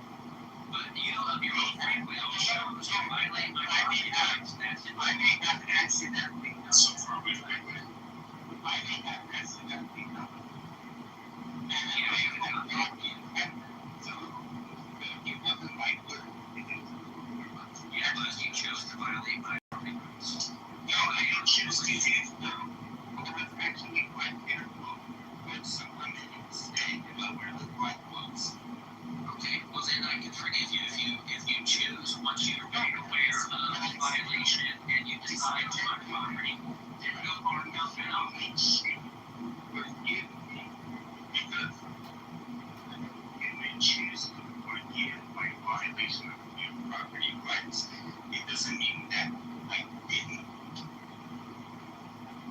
Yeah, that's the nuance of the situation. If you did it, No, it's not nuanced at all. The thing is that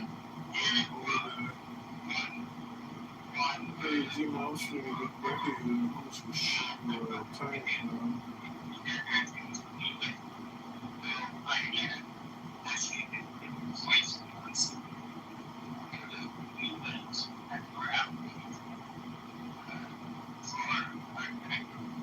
yeah, so I'll explain it again. So in your situation, in your hypothetical, you said that you invade my property, but you didn't need to. And so that's different, fundamentally different than someone invading my property and what I said, which was coming to steal my stuff or hurt my family. So you changed the content of the situation by saying that you would be willing to obey, you would be willing to obey my sovereignty and my property rights because it was understanding.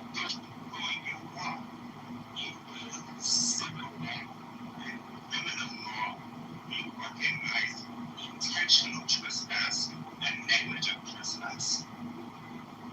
Okay? If I do negligent trespass, I still have trespassed. I still have violated your rights. I'm still liable for any damages that I caused. Okay? So you can violate your property rights without knowing that I'm violating your property rights. And if I don't know I'm doing that, then I cannot have something intentional in that.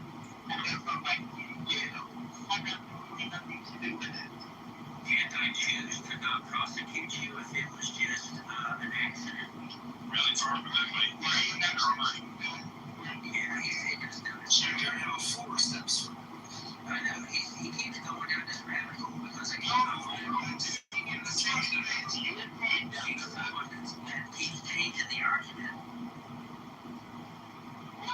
I said if someone wants my property or their intention, I said if someone violates my I said if someone Acting stupid. I said if someone comes on my property with the intention of stealing my shit or hurting my child, Nothing to do with that. that's a Nothing to do with that. Nothing to do with that. Well, that's the problem that you have a good day because it's not you. That's all over the place. You're building a case. Why are you just They say equity would change your footwork and moron that you can't understand what they're talking about. That is the conclusion being drawn from this conversation. You can't follow the on, and you don't know what it is that you're marketing. You know what I'm saying? Yes, I know what he's saying. He's saying nuclear rants and public education are immoral because they help some people more than others. That And I does it. he said putting a rant is going to take this tax money is what it is. He's just trying to find a way to say it. He does not want his taxes used in rants in public schools. Based on his definition It's not this. that I'm not very close to me, well, therefore they're not related. They're not attached. Is it actually a favor? Come on, that was an it's just one of those tree son. How do you think you're not even defeat a tree? I have fought the king's battles on 3 continents. I found they might be defeated by a tree.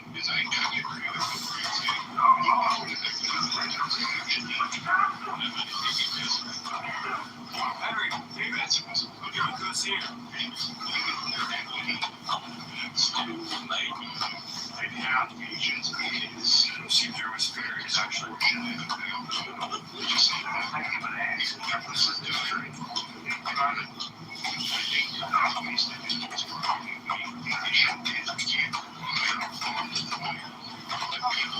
Seems to be the delay. Oh, sir, no damn road. Just as you do. That's a delay. What? He's an evil friend. Why do they know that the king's red? Praise God. Stroll around actually performs some bastards. You go wild around here. We used to blue that. Color Virginia. You boys go ahead. We're all very pretty good. Get shot first. Play into the woods and die an old man.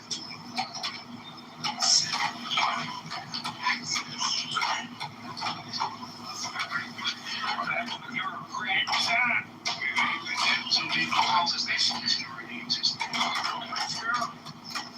I believe those plans are very good.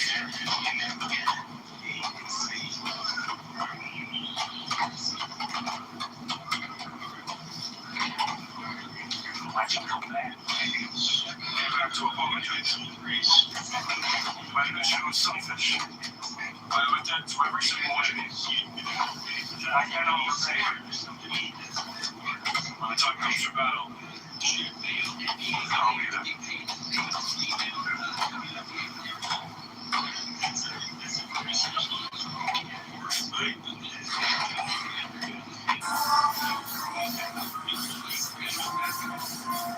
I have too many years. You fucking shut up when you get to your Jesus, you're wrong. It's the same work. It's exactly the same work. They don't move. The same number of other tries. One part sells for a lot, one part doesn't sell for much. They are two completely different employers. And the answer to the question, if I may, is they are. They're in the same marketplace, but they're not the same market. No, they're not in the same market. As I say, that horse equal what's the same as one. No, here's what it's saying. If I may, Mary, But they're not the same. They're not taste the same. If a fit to the NBA, she would get paid the same amount, minimum wage or more. NBA sizes the WNBA. No, they wouldn't. Yes, they would. If I'm not mistaken, you can fact check. Hold on a second. We can't. That's a stupid argument. Really? Because it's not a factual argument. It's an opinion argument. We don't know. The question is, would they get paid the same? And the answer is, if they were in the NBA, they would. No, we don't know. We do. There's a minimum wage. I think it's $1 million a year. It could be more. They would be paid the minimum. Allowed in if women were allowed in, would that? Women are free to try. They are not. Let's not argue that point. That's not the point. That's not the point we're arguing. Okay. The thing is that doing the same job and WNBA and NBA are not doing the same job because you're not doing the same number of products. you're not selling same amount of ads. Ad space is not worth as much, and therefore it is not the same job. That's what I said. It's a different job. It's being like this falls apart, dude. Company. It's like being the CEO of a startup company versus being the CEO of Exxon. They're both CEOs, but they, as much as the CEO of Exxon, The average female. Why is this? I think you guys are all talking past each other. then you shouldn't. That's not what it is. Engage in. You guys are talking all past each other because women's basketball and men's, they compete in the same overreaching sport and entertainment, but the target different consumer audiences. Their viewership and revenue is different, target demographics is different, and their shared infrastructure and labor markets are completely different. But as a sport, it's the same, but the market can hold. The CEO of my company and the CEO of Pfizer play in the same space, which is pharmaceutical companies. And my company is not the same as Pfizer. My company is at most $15 million in valuation, whereas Pfizer is probably $15 billion in valuation, if not more. I do have a solution. So you can't say just because these two guys are CEOs of pharmaceutical companies, they should be equal. It should be equitable, meaning that my CEO should have had the same opportunities as the Pfizer CEO to become a Pfizer CEO. But through the choices that he made, he didn't become that. There's an interesting thing here. So pro sports is very socialist.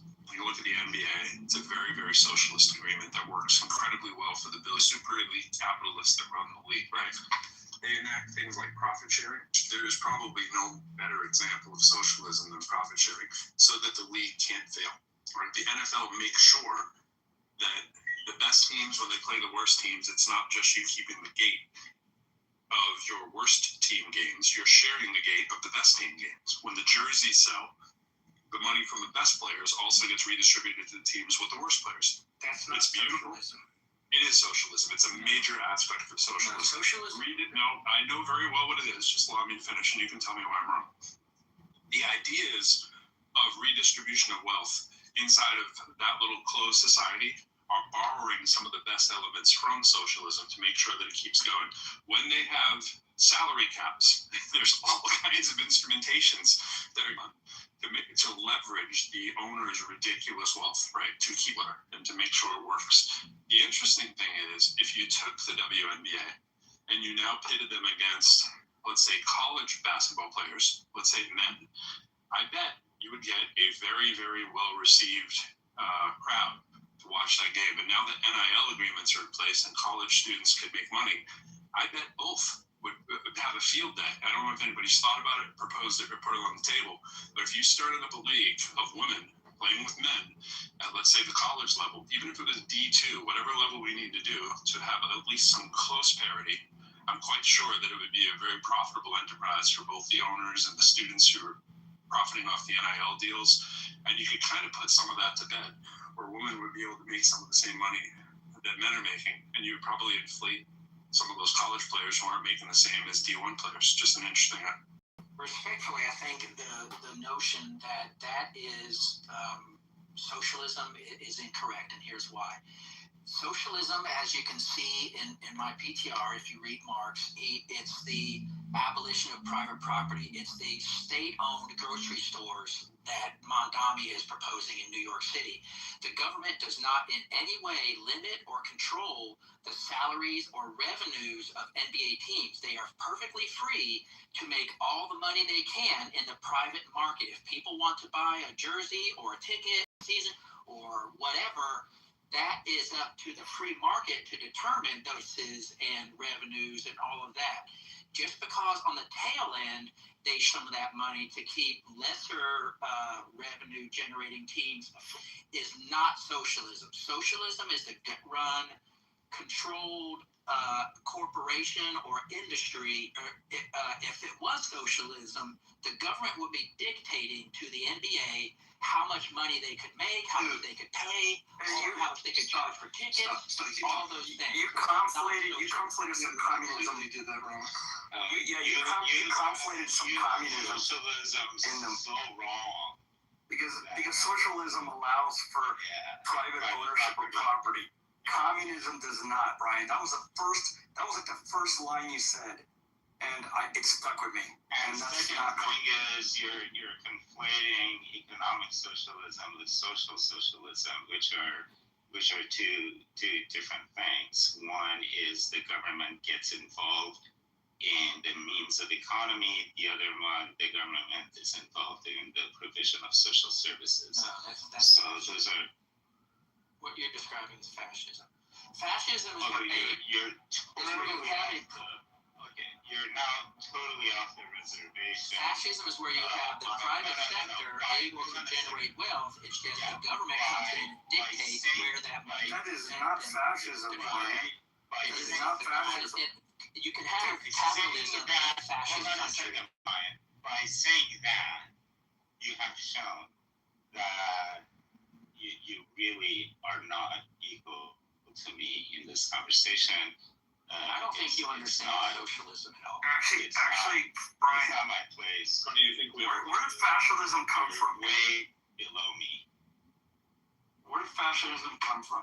I believe the first guy to implement it was Mussolini in Italy. Yeah, and what was the way he operated? So there were private companies, but he got involved with It dictating. has nothing to do with the private companies. Go again. How did he operate as a leader? Well, that's my claim. You tell me.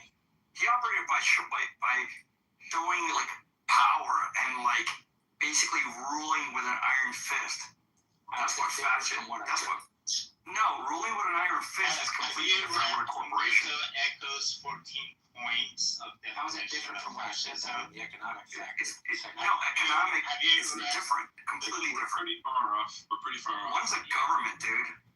One is a government, the other is a corporation. The notion that the NBA is a great example of socialism, I think, is what got us down this road. And I was And you don't seem to understand the argument. Well, you didn't explain why it's not correct. Yeah, You just because don't the agree with the government argument. doesn't dictate to the NBA how much they can charge, how much they can pay, any of the salaries. No. Within the league, the NBA. It's But not. they're a private company. They're not influenced. They're mandated by the government how that they're the going to NBA is a socialist government, a country run by socialism. That's not what he said. He said I said it has I said that it has socialist elements, and that those rich billionaire class that are very, very capitalistic, they recognize, is the point, all of the great aspects of socialism that really work when you can control it. The biggest one being the revenue sharing. I mean, you're getting that money generated from all the television rights or whatever other business the league is doing. You share it rather than just giving it to whoever is the team with the most viewers. That's why I say do the same thing with the WNBA and have them play against players. Because if we want to say it's not going to be enjoyable watching against pro players, let's make it a little bit more equitable, right? The salary cap that's in the NBA is the richest owners can't just spend unlimited money and just go buy up all the elite players. Then everybody would have 10 LeBron James on the team, but they don't do that. Like just last year, the salary cap was something like 150 million, right? And it goes up. You get all these escalating tax, they call them aprons, right? You get all these like restrictions, and that happens from year to year. You don't get to this point without a very kind of socialist thing there. I mean, think about what a salary floor is, and think about like socialism. I mean, they have a luxury tax if they violate this stuff. So if you have a super wealthy rich team that gets all the attendance, let's say like the Celtics and the Lakers and stuff, if they exceed whatever the payroll level is that the league agrees upon, then they have to pay these penalties, which are basically taxes, and it stops all the domination stuff of those kind of guys running. So there's no parity every year, right? So they just use the purchasing power and they just mop up. But that keeps the whole league's overall structure, well, for the economy of the structure intact. So if your worst performing teams get to draft first, That's another example of socialism. That's exactly what they do, right? They're making sure. Socialism is the government mandated. That's how they operate. You're just so stuck on the government. Out of it. Jeez. You're just so stuck on the government. You don't Socialism understand. is the government control. Those mechanisms. Okay, thanks for that. Thanks for that. Those mechanisms that the pro's describing, like letting the less successful teams draft early, or I forget, I don't know. Socialism is not just Those mechanisms. That's an attempt at equity, right? Look how opposite it is. Look how opposite it is from capitalism, right? Imagine that Apple had the best year, so Walmart gets first choice of the top graduating engineers in their class, right? Like that's how stupid it would be. So you can see the juxtaposition of the two, and what you would have your panties in a bunch if that ever happened, right? only if the But government literally, that's what they're doing, and it's a bunch of billionaires who are the most capitalistic people we have in society are using all the elements of socialism because it works when they do it cohesively together for their benefit. If a company like SpaceX or Tesla or whatever is able to attract the top graduates and top engineers, whatever, then the government is not in any way involved, then that's not socialism. That's just a company being a great place to work. Right. Exactly. There's nothing socialist about that. Right. No, I agree with you. That's pretty capitalist. That's kind of what we do. What I'm saying is if you want to bring more equity into it, which was the conversation, you do what these capitalists are doing in their little fake created universe and government that creates unprecedented wealth, right? The maximum salaries, right? Like your best employee, imagine that you said you would be devastated if all of a sudden we said the CEOs can only make $10 million a year. I mean, I would be advocating for it, and so are they, right? They don't want LeBron James or Curry or whoever to be able to make $2 billion. So guess what they do? They say there's a salary cap and the team can't exceed it. And that now, granted, they make a crap ton of money. You can argue that, like $60 million a year. The NBA makes the most money out of all and including soccer. They make all the most money per player because there's only 15 really, 15 players on 30 teams, 450 players in the world who are doing that job. They don't have like big teams like United States football teams and baseball teams or whatever, but they got collective bargaining, bro. The players sit around, they organize, they have a union. What does that sound like, right? They negotiate the whatever the compensation is, right? And the stuff that other capitalists get their panties in a bunch for, but this works. This makes the league go around and it makes the rich get richer. It makes the workers get relatively rich by comparison, and everybody's pretty happy in that fake little bubble world. Now, the problem with it is the regular person can't afford the commodity. So you can argue that there's some issues there too. But it's not stopping that thing from being super hyper capitalistic to everybody else's accord. Because it sounds crazy to say the NBA is socialist, but they really are. It's just that there's a bunch of elite capitalists running the scene behind it. And that's all people they share income. Can we go back to is equity in education immoral? Because that's what you were really, we kind of diverged from that. Oh, you mean like, is it immoral to have a wheelchair ramp? Well, equity in education, is it immoral? That's what you were saying earlier that Brian was disagreeing. It sounds like you'd be disagreeing with the idea that we should have a wheelchair ramp. No, I don't think so. I think that it depends entirely how it's defined and implemented. Like if you say education, and I'm talking about education lowering academic standards or restricting advanced programs just to get more equity in there, that's immoral, or it could be argued as that. But is it illegal? Wait, Miguel, hold on a second. The equity in education will look exactly the same way as Pro described equity in the NBA. All NBA players are qualified to be in the NBA. That's right. But no team will have a monopoly on the top players. And the salary of the players are regulated. But most importantly, this is where equity is not outcome dependent, in that at the draft stage, where we see the most equity being played out, no one will expect that all the teams will win the final. Everybody knows that only one team will win the final. So in that sense, outcome of the NBA season has nothing to do with equity. The draft stage has everything to do with equity. Yeah, the only part about the outcome is, and this is the reason I let that fly before, is because they all want the same outcome. They all want a fair chance to have a chance to win the title. And the owners agree that that is a good thing too. When you have parity, they agree that it's a good thing that everybody has as close to a fair chance as possible. And they've put all the mechanisms in place to do that, and we're calling that equity. Right? Like that's it. I'm not saying it's perfect. I'm just saying it's a really good example of capitalists showing you their true colors of how socialism works well for them, and it's nothing to be scared of. We have it in pro sports, which is the most capitalistic kind of thing that you can think on one hand. And back to the very beginning of the room, we can, as intelligent people, come up with systems that work better than the ones that we have. You don't have to booty clap for the United States all day long just because you're from here and think somehow if you want to criticize it that you're like a communist or something. It is clear that pure capitalism is a pipe dream. It is clear that pure communism is a pipe dream. The truth is you can have more communist aspects into your capitalism without spoiling the punch. There are some things that work. There are some socialist things that work. And I understand socialism is sort of a step towards, pure communism, and people get upset because the original documents say, well, this is just a step to get there. And you have things like you have quoted in your book there that you're scared of. But it's like sane people aren't really trying to say that we want pure communism in the United States. Right? Nobody's trying to do that. It wouldn't even make sense here. But what would make sense are a lot of the elements from not saying everybody gets a trophy, bro. It's not what it's doing. So is equity fair? And the answer is not fair at all on the one hand, because the team that the hardest and did the best during the regular season gets the last spot on the draft, and the team who just lazed around and drank beer gets the first spot, right?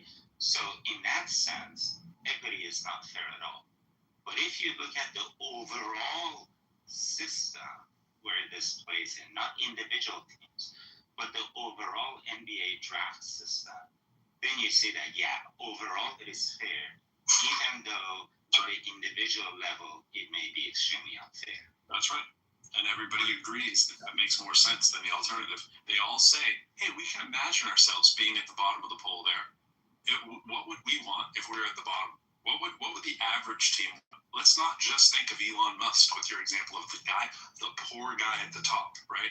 Everybody sees that you can get a chance to be the rich guy at top, and that, everybody sees that you could be on the bottom. And if we set it up so that it's lopsided, it's going to eat itself at some point, like we have done in the United States. Capitalism has eaten itself. That's why we run a deficit. Which is why the people who are the teams who are on the top, like the owners of those teams are on the top. There's a reason why they're not like complaining about the system. Equity, man. Because they recognize that this is there's a way to run a team, and there's a way to run a league, right? And the way to run the league, well, they probably do complain, of course. They want to increase the salary cap, but they still understand that there have to be some constraints on the top. Wait. So that the entire league prospers, right? The entire league, the franchise, the brand, the NBA brand is going to be worth more if it's like an interesting season, right? So everybody's kind of bought into this idea, and which is the exact same reason why I think, even though it might cost me a little more, I think we should have better access to healthcare in this country. Because if people are healthier, the country will do better. People will do better in school and work, and we will be more prosperous and all these things. Because even if I have to pay a little more, or someone else, because I can actually, the thing Pro said is super important. And just that idea that you can imagine, next season we might be the bottom team, right? Things can happen pretty fast in pro sports. So you have to vote as if you might be in that position, and they have rules, and I know you want to say something, right? Let me just say this: they have rules too in the NBA where it's like Jason Tatum obviously blew out his leg a couple years ago, right? They have rules that go up for debate every now and then that are like, can we get an exemption for horrific injury? And you know what? Teams kind of go, yeah, we can. And they vote on whether, this particular injury qualifies. If a player dies, right, they have to say something about maybe increase the salary cap. You might have a few wealthy, super rich teams and a few teams that just historically have done better than others who slightly favor that. But overall, the owners are fighting against paying the workers more money, just like any capitalist society, right? They don't really want the workers getting paid $1 billion each. That's not helpful for their business. Yeah, that's accurate. I was going to say I think it's interesting to inside the NBA and talk about equity and outcomes and resources and fairness with the draft lottery and things like that. But I think ultimately it's kind of a specious argument because it's still an unregulated. What I mean is it's not a government interfered with company or industry. I think a better comparison would be, say, the NFL versus the XFL. So you have two competing, companies inside the same industry. Now, if a government were to come in and say, we're going to help the XFL because it's unfair that the NFL has such a monopoly on this industry, and so we're going to penalize the NFL, or we're going to subsidize the XFL. We're going to take people's money, taxpayer-funded subsidies, and give it to the XFL because we want parity across this entire industry. It's not fair, blah, blah, blah. That, to me, would be an example of government interference in the industry. But that's not what happens. The XFL comes and goes. You have different companies that come and go. Do we know why that happens? Because they're not as brand recognized. They're not as popular. They don't have the tradition. They don't have the caliber of players. Right. Well, it's a power imbalance like the NBA. I know. Wait a minute, bro. I think the analogy here was didn't land. The thing is that the reason NBA is relevant is because we're looking inside the NBA, assuming that the owners group is the government. That's right. And assuming the regulations in the NBA are laws, and assuming that the NBA is a country, and then we say these regulations analogize to the laws of a country are socialist. I think everybody here understands that a true socialist system has to involve the government. But we're basically using the NBA and the system of regulations in the NBA vis-a-vis the players, vis-a-vis the owners, as an analogy for a system of government. Absolutely. No, it's good to reiterate that. I think just think of that as a country, comparing it to the other country that you're about to compare it to, which would be the XFL, right? The other country maybe wasn't able to compete. It's like saying the other country couldn't go to war with us. Yes, it's another tip in the hat for why that is a good model, right? Made a very profitable, strong entity that can do well, i.e. you want to make a strong country, right, that would be sustainable. The other thing I was going to say about the NBA, though, is like Ice Cube has a 3-on-3 basketball league, which is done pretty well.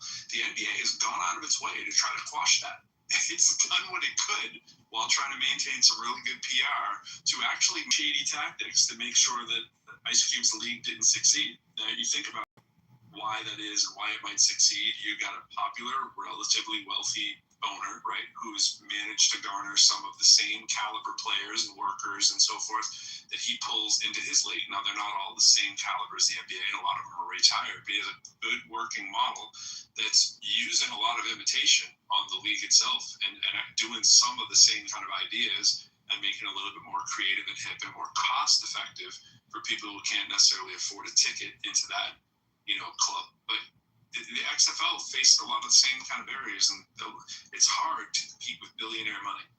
Right? It's hard to compete with our military. It's hard to compete with somebody who's pretty strong and can print money. Like all these things, there's differences we can run down in the analogies, but I think the point Sam's reiterating is the important one: is that if you create something that's healthy and stable, you can see that doing that needs to have some socialistic elements to business to make it work, and they're telling you that. Like, there's the punchline. Well, I think I can see where if the government got involved in helping to, let's say, squash or limit the 3-on-3 league from Ice Cube, then that would be a foul. But if it's just the NBA, maneuvering its what would you say, advertising, it's leverage, then that's fine. If the product is that good and the demand is there for a 3-on-3 league or the XFL, it's going to be just like Netflix. Netflix came up and stuck up on Blockbuster, if you remember, 25 years ago, and they were, dismissed as just a, rent DVDs to your house, right? And now they're one of the biggest companies in America. So if the demand is there, the business model is good, then that company is going to overcome. And if it doesn't, then there's a reason. And only when the government gets involved to subsidize, like Solyndra or some bullshit like that, that's where I have a problem with it. That's where I think government interferes unnecessarily and inappropriately in the economy. The fact that you're bringing government back up again, I don't think you heard what Sam said. I don't think you understand how analogies work. Like, the NBA is an analogy of it's a big organization. It's a big system, right? And within that system, they have found, like in a lot of big systems, certain, let's call them socialistic mechanisms are kind of necessary and make a better product. Yeah, you keep on saying, like, if the government did it, but if the NBA does it, it's fine. No, but what you're conceding is that, these socialist, let's say, mechanisms like equity or whatever, if they work inside that large organization, that they work inside other large organizations, then those kind of things also, work in the way a country operates.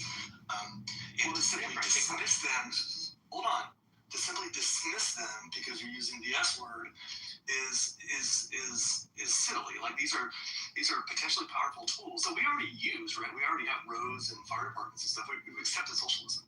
It's just the argument. Where does it apply and where doesn't it apply?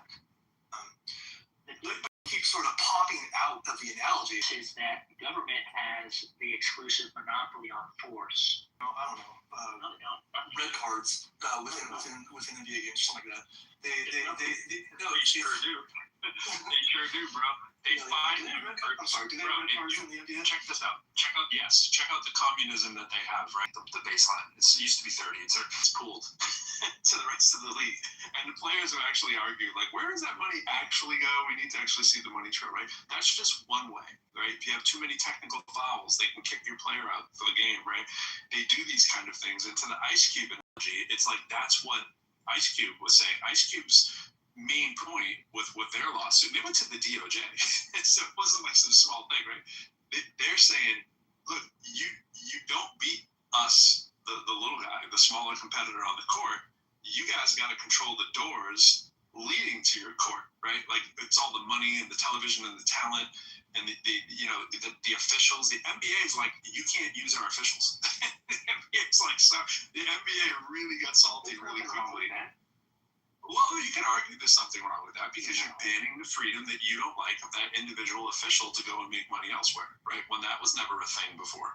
There was no exclusive referee thing before. Like, there's nothing stopping. There's a shortage on qualified referees. I mean, there's nothing stopping. Yes, there is. There's nothing stopping college.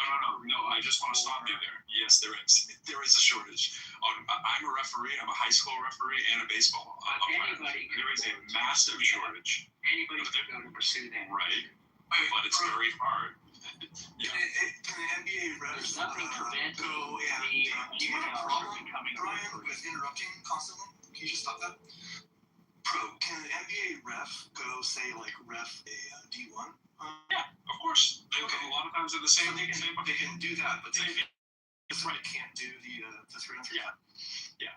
I mean, that's just one of the things, right? But it's a whole host of things that Ice Cube had laid out in his allegation. I don't remember what they all were. You guys can look them up if you were really curious. But my point is that he was coming in and saying, look, you guys aren't trying to, like, let us work, and you guys are doing all these things. Like, even though these big three players, they play largely in the NBA offseason, the NBA got pissed when Jaylen Brown played. He played in 2023. He was in the All-Star game, and he did, and it was like he was the first guy who actively came out and played in the big three. And they were like, "Whoa, wait a minute, we got to start, rethinking this. Can we let our active players play in here?" And they started trying to, say not only can the players not play, that we don't want the referees to referee. Anything they could do to sort of sabotage the competition, right? So it's like, of course they're going to do whatever they did. A whole bunch of the stuff are allegations, right? I don't know how much of it is true, whatever. I'm not even saying that I know all that, but he says all this stuff about they were pressuring the advertisers and the media partners and all that stuff. I don't know the level of what that's true is, but it's easy to imagine that some of that stuff is probably true, right? That the NBA probably has the power and might to do some of those things that the allegations are saying. Now, despite that, he's actually doing pretty well for himself, the league, and there's other little leagues popping up around that are looking the same. There's a women's one popping up and all this kind of stuff too, so interesting. But yeah, I taught a class on this, a couple classes on this stuff, and I'm just, ironically, right, in the most capitalist country in the world, right? You would think that we're like going to like an NBA game or any kind of like hundreds of dollars a ticket for even just like one games, right? You would think offering some kind of B League, minor league, some kind of option for people to go see basketball in person more would only grow the interest. So whenever I hear about these kind of protections, I always think, these guys are just shooting themselves in the foot. Like, who cares? Let Ice-T's thing, like it's probably not going to be a thing, right? Ice Cube. If somebody, Ice-T, Ice Cube, sorry. They're both ID. It doesn't seem like it's going to hurt the NBA. Even if it were to become a big deal, it would probably help the NBA.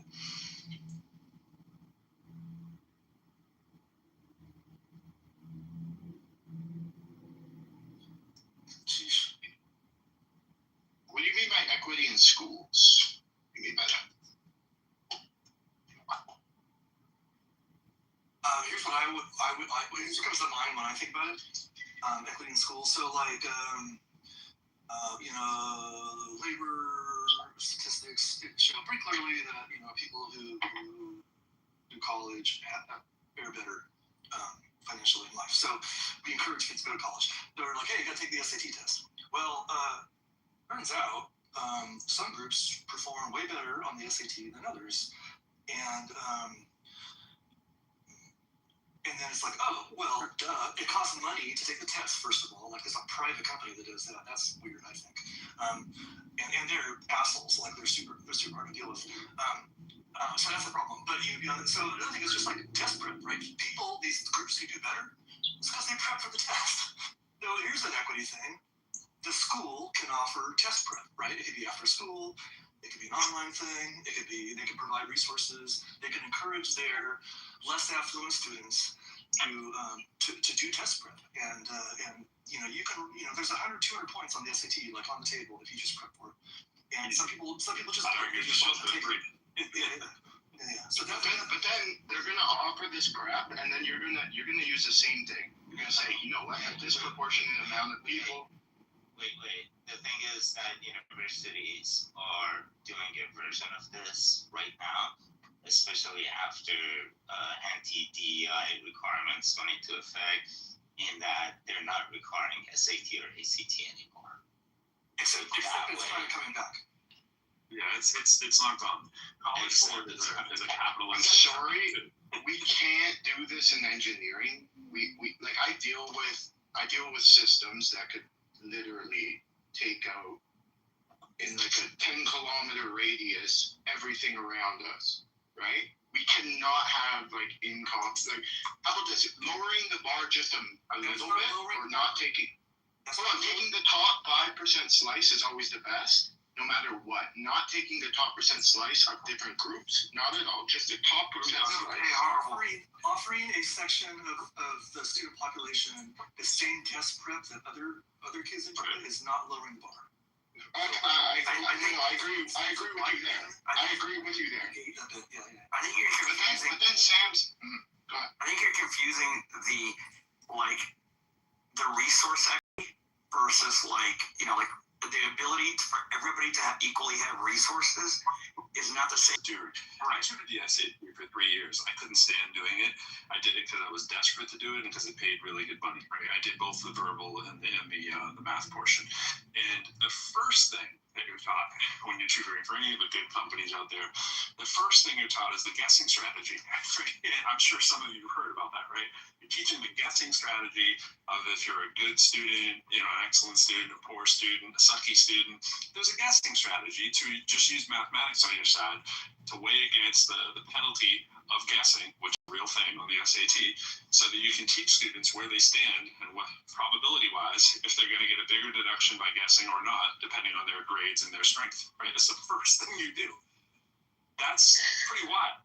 Now that's test-taking strategy, right? There's more test-taking strategy too. Stuff like if you find a question that you're taking more than a minute or two on, you're probably doing it the wrong way, right? Because the SAT is not looking for high-level kind of calculation.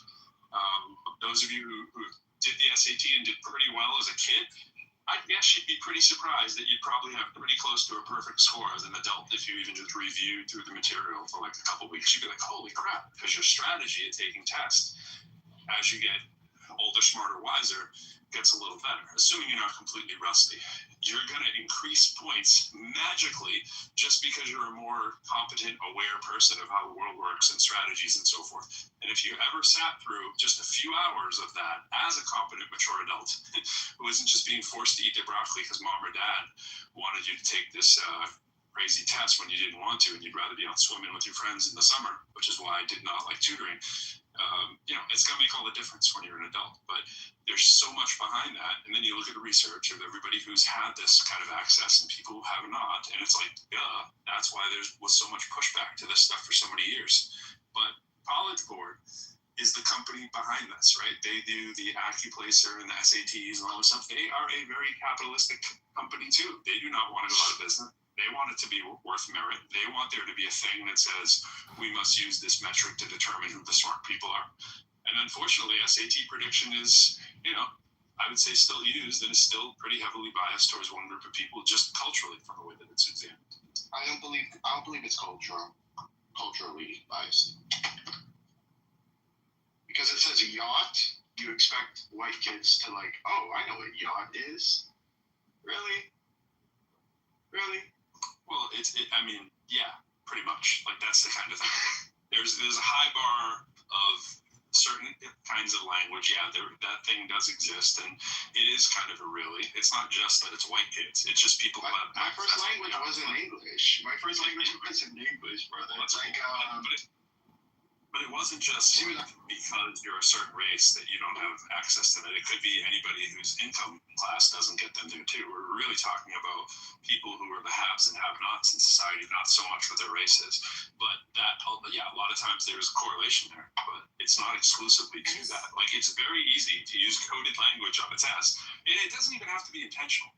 A lot of times it's just the people giving the test are from a certain culture and they're writing a thing that they think everybody would understand. You could go through and circle the words on an SAT that jump out at you as like, wait a minute, a kid who doesn't have access to this kind of funding to take this test is not going to have access to that vocabulary word on all things being equal. I mean, and I saw what Aisha wrote there in a comment. Your points as an adult won't go up after only going through the SAT a couple hours with an SAT book that I bought at a yard sale for $1, tutoring a high school kid. That was the only experience that I ever had. And then I went to the place to go tutor, and I was like, they were like, hey, you want to take the test? And I was like, yeah. And I took the test, like prepping and prodding for that, except the difference of classes that I had as a college student years before that. Right? That was it. So, I mean, I'm assuming the adult has maybe gone to college, right? And maybe had life experiences that would make them better at test taking, is all I'm saying. It's simply culture. It's simply culture, bro. Like, please, brother. There's not a single variable. You don't isolate for a single If I can watch when there's not I can isolate for that. Yes. Just a Sri Lankan or whatever who's just as dark-skinned, so you can't use race. Just as poor, so you can't use monetary whatever class, right? Tends to be prioritized in studying versus, let's just say, I know how to fix the black community. I get it. I know how. It's not throwing money. It doesn't work. If you want to grow up idolizing someone that's in jail and stuff like this, that's the problem. That's what happens with low income and 50 years of all the Democratic politics. Thanks, Horrible. Thanks for flying. Yeah. One too many events in a row that we can't really listen. We weren't talking about race. Just had to insert that in there. I mean, I guess we were obliquely in some ways, but probably we were saying, like, the idea that, the 10th time you take the SAT, you're probably your scores would be like a lot higher than the first time. Everybody would get And all that prep is essentially like taking the Yeah. You can play out with just taking the test 10 times, right? Right. I mean, like you went to college, you had a math major, right? You came out. How much improved would your SAT be from when it was in high school? I mean, it's hard to count. I don't want to sneak in and take it again just to see. Yeah, I literally, when I took SAT, I literally, like, on Friday, there was an announcement in the school, like, SATs are tomorrow, and I'm like, what? I was the guy who, like, wasn't thinking about college. It's the same thing. And I'm like, all right. And I guess I did okay, but, like, the idea that, like, I could have done 200-300 points better just by, like, probably 100 points just like for picking up the book the weekend before or something like that. There's always this low hanging fruit. But that idea that actually the Tiger's comment, too much about vocabulary, this idea that there's like cultural words, like you can make fun, you can say like yacht, like that's silly. But no, I mean you can't deny that there are cultural points. Like it's so silly. And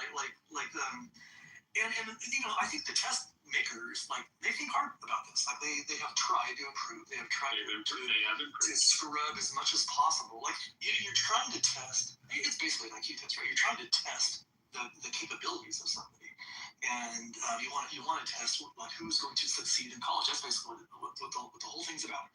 And by the way, it correlates really well. Like SAT test scores correlate with success in college pretty well. Yeah. So it's not like it's not doing its job. Not as high as GPA, but they do correlate high. Right. Okay, that's probably true. Yeah. GPA but it was like pretty good. And a little bit and be like, yeah, I just didn't care about grades. But anyways, I don't love the SATs or anything like that. I just think that these tests do serve a purpose. But to pretend like there's no cultural like. Right. There's no cultural bias. That's crazy. I mean, there's no rock and roll example. Tests are called that. On Van Halen's first album. Yeah. No, it's hilarious when you read the SAT, when you have to do the English section and you read through it and go, imagine that there was like any diversity in the room if they would have let this fly through. And even some of the math questions are just like, what? Why would you ask this? Like I was doing one for. This is what I do. I review these, right? I took every math placement test that we have available at the university, right? I even did them for the English side. We have an AccuPlacer as well. An AccuPlacer is because if you have open enrollment for people that are just coming in, because we're the only public university, right? You have to have a public enrollment status through some of our doorways, which are people coming through workforce or people that are just there for an associate's degree. They can take an AccuPlacer. Everybody else doesn't, but they're moving more and more towards making those folks do it too. And when they don't do it, they take a regular math placement test if there's any ambiguity with people's records or whatever. And it's basically an algebra test that you give out to everybody. You just see if they do really well on the algebra test. Us brilliant minds in the math term, we go, this person's going to do well in math, right? And this person's not. What did you call the test? The Accu test? AccuPlacer. It's also administered by College Board. So College Board, AccuPlacer, and it's hand in hand together. It's search for years on the AccuPlacer, right? I am the person who made the cut scores at our university, right? By aggregating all of the literature that is out there on how these numbers come to be. I made the flow chart for our university, right? For like which courses you have to take or which major, blah, blah, blah, because it wasn't done before I got there. And I'm not trying to pat myself on the back. I'm just saying I'm pretty vested in this. And it's hilarious when you take the test and you go, wait a second, this question right here, I don't actually know what they want because of the language that they use, the language in the instructions. ambiguous language, overly, fluffy kind of language in places, just in the directions. Now, it's not most questions. They have done a good job on most questions, but they are clearly testing for what you don't know, as opposed to testing for what you do know. It is a gotcha kind of test when you take the active placer. Now, it's adaptive now, right? So you can take an adaptive test, and it will give you, more or less of the questions, whether you did well on it or bad on, obviously, and move you along, because we are, in 26 now. There's no need to give non-adaptive tests and so forth, but it's gotten better. It's not that it's but it's just one metric, and it has nothing to do with what that person is going to do to overcome. Like, I've had students who've had a 3 on the math place when I was at Northeastern. I had a student who had a 3. I use the example all the time. And the dude is making far more than me at State Street Bank. Right, he had a 3. We should not have taken him. I had to fight for this kid myself to get him into the program because I interviewed him. So I heard his story. I heard his pitch of why we should just take a chance on this kid. And we ended up doing it despite his horrific math score. Now, we had claimed that for our first year program that we were just using the test scores for placement. And if we wanted a student, we were going to take them regardless of what their test scores were. And then we were going to find a way to get them funded, basically, to take the course that they needed, right? And that program is still going on. It's foundation year. And it is continuously each year become a more selective program, right? Where now I think the average GPA of the kid coming in is somewhere like 3.4. Now, this is a first-year access program, right, that I was teaching in. A first-year access program for people in the actual community coming in. So we did the same thing. They were taking, happens to have these bad math grades and would never get through the front door of this university that usually is looking for a northward of a 4.2 or 4.3 to even be considered in any of the STEM programs, right? So we're like, okay, what's your story and what has sidetracked you? And then we hear it and we go, oh my God, this kid is going to overcome. This kid is going to be that elusive grit person who will work. And you have to go to bat for the person after you've, selected through their interviews and put all the cards on the table of who this person is. Then you can actually pick with high probability of who's going to succeed, because you actually know what the story was, as opposed to I just have one data point, which is what their SAT score on, which is ridiculous. It's just like filling in bubble tests, and trying to say that standardized testing gets it right. Of course it doesn't. We all complain about standardized testing, but yet we still have it in higher ed across the ball picture. Hey, Pro, I got a question for you. And I'm pretty sure you're familiar with it. What do you think of the German educational system and how they select their students to, grow through different tracks? Yeah, like the track where you're going to go to college. Yeah, I'm familiar. It's certainly efficient for the factors of production, for the people who own society, for the people who are running the world. Of course, yeah. Like that's it. It's not so great if you're one of those individual folks, but it's not like it's the end of the story either. It's not like you're doomed forever and ever and ever. It just kind of means your undergraduate education and pathway has more or less been selected for you. And it's not like you can't jump out of that pathway, even though it may seem like the doom, gloom, and despair, right? Suicide numbers aren't as high there as they are in some of the Southeast Asian countries, though. So, there's that. But, look at like MIT, which has massive amounts of people from countries that are high on the suicide rate. It was one of the highest suicide rate schools there are in the world, not because they had an influx of German students. And I'm only using this to illustrate that it depends who you're looking at it from. Like for the student outcomes or for the owners of business outcome or for the country on a whole, So it just depends who you are on that. But I think it gets overblown as this student is relegated to, mire and work in the coal yard or something just because they weren't deemed out. I don't love it, but I think it's not as overbearing as it sounds on first glance. I think the UK system is similar. Yeah, a lot of early. A lot of European countries, they're earlier to track. But one of Germany this is my understanding anyways. I don't have firsthand, but I've got a couple German friends. But one of the things I understand about their system is like you might get tracked into a technical, the trades or something like that. But that they treat those trades with a lot of respect. Absolutely. And yeah. I think more than we do here. We treat our trades with a fair amount of respect just from the fact that They get paid a lot these days. I don't know if you know this, but the trades come highly regarded these days. So even if we don't like, but it's beyond that. It's more of like a social respect that they give to everybody. That again, I might be. So I think basically, once we did, they tend to at primary school, at the end of primary school, they tend to test them and place them, like you said earlier on, and they seem to have a higher success rate in college. Because our success rate in college education isn't that great. Correct me if I'm wrong, bro. Sorry, bro. I'm in my bathroom. Not a good time.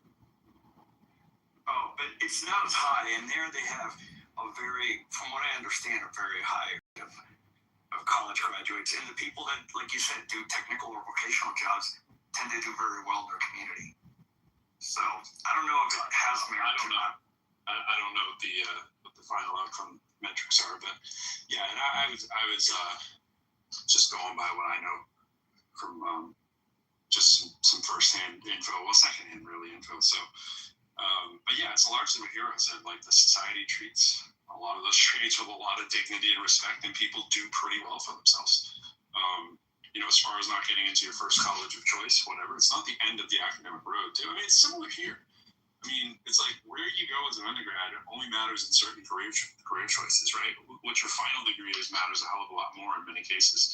That's not to say that you're gonna, pass your GREs or whatever easily, whatever. But it's not the end of the road, at the end of the day. And people there do. I guess you could argue there's more equity there in some cases for certain parts of the sector, But I don't love it. I don't like the idea of it in a pure sense, but there's aspects of it where at least get why. But it's hard to come in from our cultural viewpoint and say, yeah, this sucks, you shouldn't do this or whatever. I mean, Germany's an interesting package of goods, Well, in the U.S., there's sort of a bad history with tracking. It was some kids were getting tapped early to be like, oh, you're never going to do this. And we don't like that as Americans. We want to be like, anybody can change their route at any time. You can change your trajectory. But, what was that? We have a different history in this country. And, well, isn't that where equity was supposed to fix things? Kind of in a way, allow the kids to impoverish. The opposite of equity is... No, I'm talking about like the kids that couldn't get in, that fell through the cracks. That was what equity was supposed to like. Yeah, stop. Equity is just like, just look around and look for the kids who need some help. And yeah, exactly. Yeah. It makes all the sense in the world. Why wouldn't you do that, right? And things we can identify, right? Like we can identify that, like, communities, like kids are coming to school hungry. So now, like in California, they just have, and I love this. They're just like, they had cafeterias, they had, discounted lunches. They had these different programs, and then some schools didn't really have cafeterias at all. And so there weren't really many options, and the full free lunch program had like a, what do you call it, like a stigma. And so some people are like, why don't we just offer free food? Like it's not much more expensive. Like managing the whole program, it's got administrative, it's just offer free food to everybody. And some kids are going to take it. And so that's what they have now. They have I think all high schools in California, certainly around me. Not all the food is free, but there's like free options. And my kids go to a pretty affluent school, and they basically have like a Starbucks. I mean, it's not a Starbucks, but they turned it in to like a bit of a cafe. It's like a study area. It's kind of cool. People go, and they can do. So it's like, in a way, at that school it wasn't really necessary, but in some of the schools I've been at recently, like it's necessary. Like kids come in their college. They have a brunch break. The first 2 classes, and then the community kids eat together. Anyways, I think these are identifying these things and just being like, oh yeah, SAT, or this kid just needs some tutoring, or all these things. Like it's fairly low hanging fruit. Not every kid needs it. Not every kid who does need it is going to take advantage of it. But whatever, it's not. I don't think things are necessarily that costly to implement. It's just about making better schools. And it's definitely not about lowering standards. Yeah, totally. Although, I mean, that's a problem. That can be a problem too. I have, in my recent experience in the schools, have been kind of shocked at how like vacuous some of the education is. But that's a separate problem. Like equity isn't lowering standards. So if standards are being lowered, that's a separate thing. Is Well, it's unethical, actually. possibly concerning. I'm not in a panic over it. I think it's over-reported, but there's a big difference. This is what I've learned recently, like massive difference in what class you go to. Like, so I was substitute teaching last year, which is a very weird thing to do, but it let me go to a bunch of different classes, and I would have a day full of geometry classes, just for example, and there would be like, I didn't know from looking at the schedule, but it would be very clear that there were different geometry classes, and the type of students, and it would vary quite a bit. So you would get that one AP geometry, or I don't know if there's AP geometry, but there's the higher level and stuff, and it's like, holy shit, these kids are pleasant to work with. They have vocabularies, they can talk in complete sentences. And then in the dumb class, these kids are like grunting and shit, they can barely even form. And I'm like, what are you saying? Like, can you put that into a sentence, please? Like, I don't even know what you're asking for here. Super distracted, wanting to get up for water. It's like, it's a really strange thing to see that in one school. And in a day full of classes that all have the same label. So clearly there's this sorting going on that I don't love, but yeah. I don't have a solution. And the sorting thing is, it's just weird when it's so early. You know what I mean? Like the German thing, it's just like you're gonna sort of like at whatever age it is, it's ridiculously young, right? It's like, that's the thing. That's just the knee-jerk reaction. It's a little Brave New World. You would be a plumber. Yes, you shall be plumber. No, not Brave. What's the other one? The three-part series there. Oh man, the movie I think begins with an A. What are they called? When the kids get chosen by, you shall be an intellect. And no, because of a D. What's the hell's the name of that movie? I don't know. Like some kids smoking. Teen kind of movie. I actually love them. I just forgot what they're called. Divergent. Leanne just put it too. I just looked down. I'm like, right after I said it. So, but yeah, the Divergent series. It's like, you should be the erudite. You know, it's like, I thought it was a series about calculus. You thought it was a series about what? Oh, that's good. That's good. I see what you did there. Yeah, it's weird. Anyways, I mean, I think there's arguments of whether it's really early that you now show that fourth grade. Think about your 18-year-old self and your 22-year-old self. Oh, but that's my point. Oh, how? It's totally different. That's my point. And yeah, it's crazy. When I did the SAT the second time, I was in my 20s, and it's like, and I read about Aisha, but she has a point. Like, obviously, it would be invalid if you've actually gone through the education and then take the test. But that's kind of my point. The point is, the test is actually telling you who is fit to get into this university. And it's like, well, if on the back end I was able to do it, I'm not saying I wouldn't have got in with my scores, but I certainly wouldn't have got into some schools. I had a 610 of the 690, right? So 1300. That's good for a lot of places, but it's not so great for others. And it was like, I was just like you. I didn't know what the hell I was doing. My parents never took an SAT, really. I had no idea. They weren't paying for doing an SAT class. They were just like, take the test and shut up. I did get to take a pre-SAT. And so you had a little bit of exposure, right, to even go up. I don't know what I had on that, but whatever you go up. And then it's like, you go take it after you did your 4 years. And it's like, wait a minute, if I can do this good now, what were we saying that you were going to maybe say that I couldn't get into some of these elite institutions? Like, I didn't go to an elite institution. I went to a state institution. I mean, it was a good state institution, but I came out and now I can crush it, by the way, on both subjects. And I suck at verbal. I just conned my way through it with good test-taking skills and breaking down Latin and Greek prefixes, right? And that is a major thing, by the way. You can't sleep on that. A little bit of Latin, a little bit of Greek. I mean, you can just figure your way out through a bunch of words. I had no idea what I was talking about. But I can look at a word and say, incorrigible. I mean, I use that example all the time. It's like, I would never say that in a sentence. I probably never said it in a sentence except to explain this sentence, but I can go in, not, able, not able, correct. Core. What is somewhat begins with core? Correct. Say corridor, goes straight. Not able to be straightened. Okay, now let me think about that with the analogy that, oh yeah, child is to encourage, like, oh, I get it. You can't straighten out the kid's behavior. All right, good. Like, is that what we're testing? We're testing our ability to, scam the system, or do you really want to know my vocabulary? Like, because that's another loaded thing too. But as an adult, we can all go do that, right? Not just the kids that have access to Latin and Greek as a head start. You just get more access and exposure to those words after you go through a system. So what did you pre-predict? That I wouldn't have been a good person to show that I could have high scores, even though I could have got those scores if I had the education? That's what we're saying. With the education to take the pre-test, with the money to take it, and parents that know better, you're going to do better. That's it.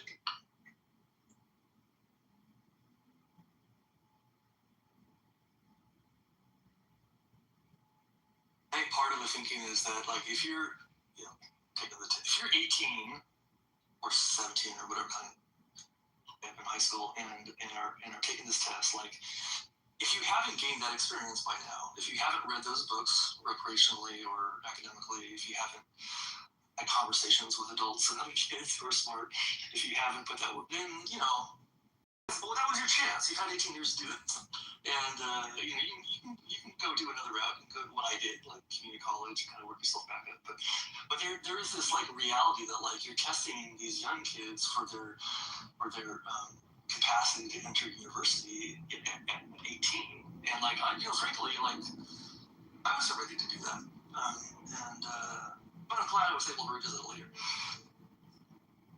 I just wasn't. I don't think my brain was very developed yet. I mean, I can't. Bit of a slow launcher.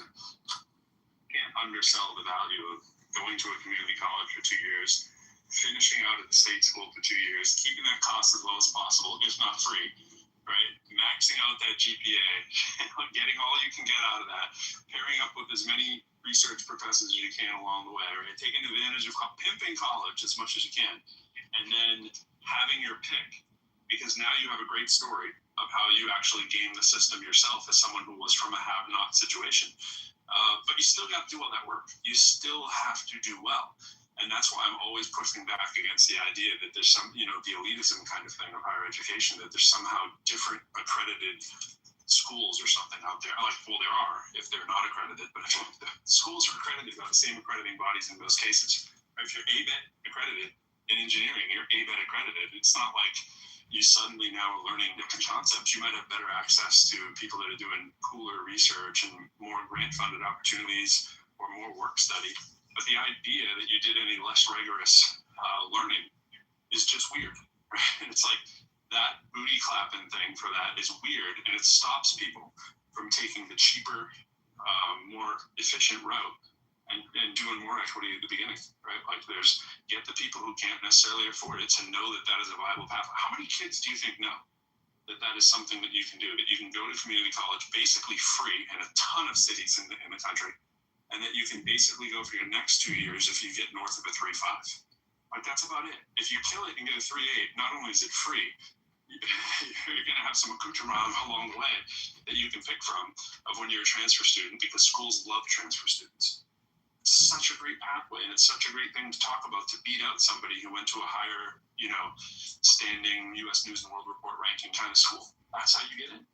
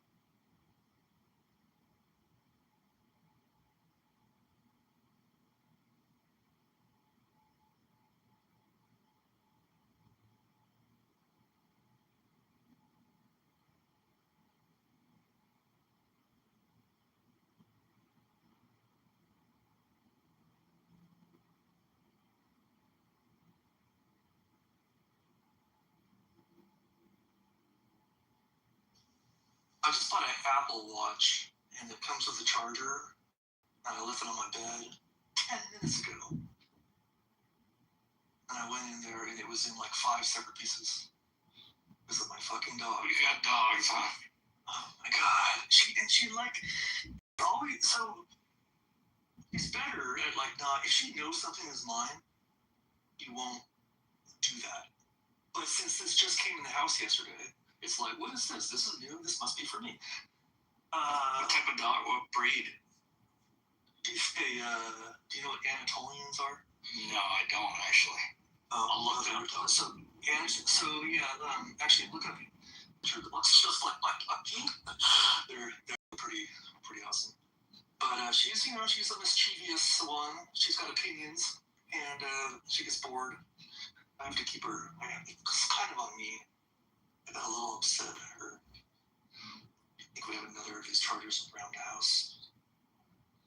But I'm like, hey, I might be returning that. Don't keep her that. I was thinking of my bias. If I was doing an interview for a student, and it was a student that came from an Ivy League or a really highly ranked school, and you gave me a student who did the pathway that I did, and the GPAs were relatively the same, I'm so much more biased for the person who did the community college to state school thing or modest school. It's just like, that's where my bias lie, only because my experience has been that even before I interview those two people, it's going to be a much more engaging interview with the person who did it the harder way and had more barriers in their way. That's what you're looking for in a lot of times, right? You're looking for who had the barrier. Now, of course it's not all the time, because many people get to these schools that have just as many barriers, and they manage to get into the Stanfords or whatever and still kill it when they're there. I'm going to take that student, right? But my bias going in is that you're probably not that person, because it's way less probabilistic that you were just somebody who worked super, super hard and had the whole world working against you. It's probably you were working pretty hard and had everything kind of relatively handed to you, compared to the person taking the other path. It's not always the case, but that sure is my bias. One of the questions that gets asked a lot when you're applying to financial aid or applying to schools is, did both of your parents go to school? And if you can say, and it turns out I can say this, that neither of my parents went to college, that puts you in a category that they definitely want to serve. They want to see that generational jump up. That's kind of rare. It's the biggest predictor. It's like, are you going to do this or not? But if your parents went or not, will mostly answer that question. So, what was I saying? Oh, so your example is good. Like you have a body. You want to see people with that kind of story, right? I kind of love seeing the opposite of that, which is like, and on you'll see these like on video, like on YouTube Shorts and stuff. You'll see these, usually an Asian girl who comes up. She's like, I got a 4.5, and I volunteered this, and I did all this, and I they complain that they didn't get accepted to places.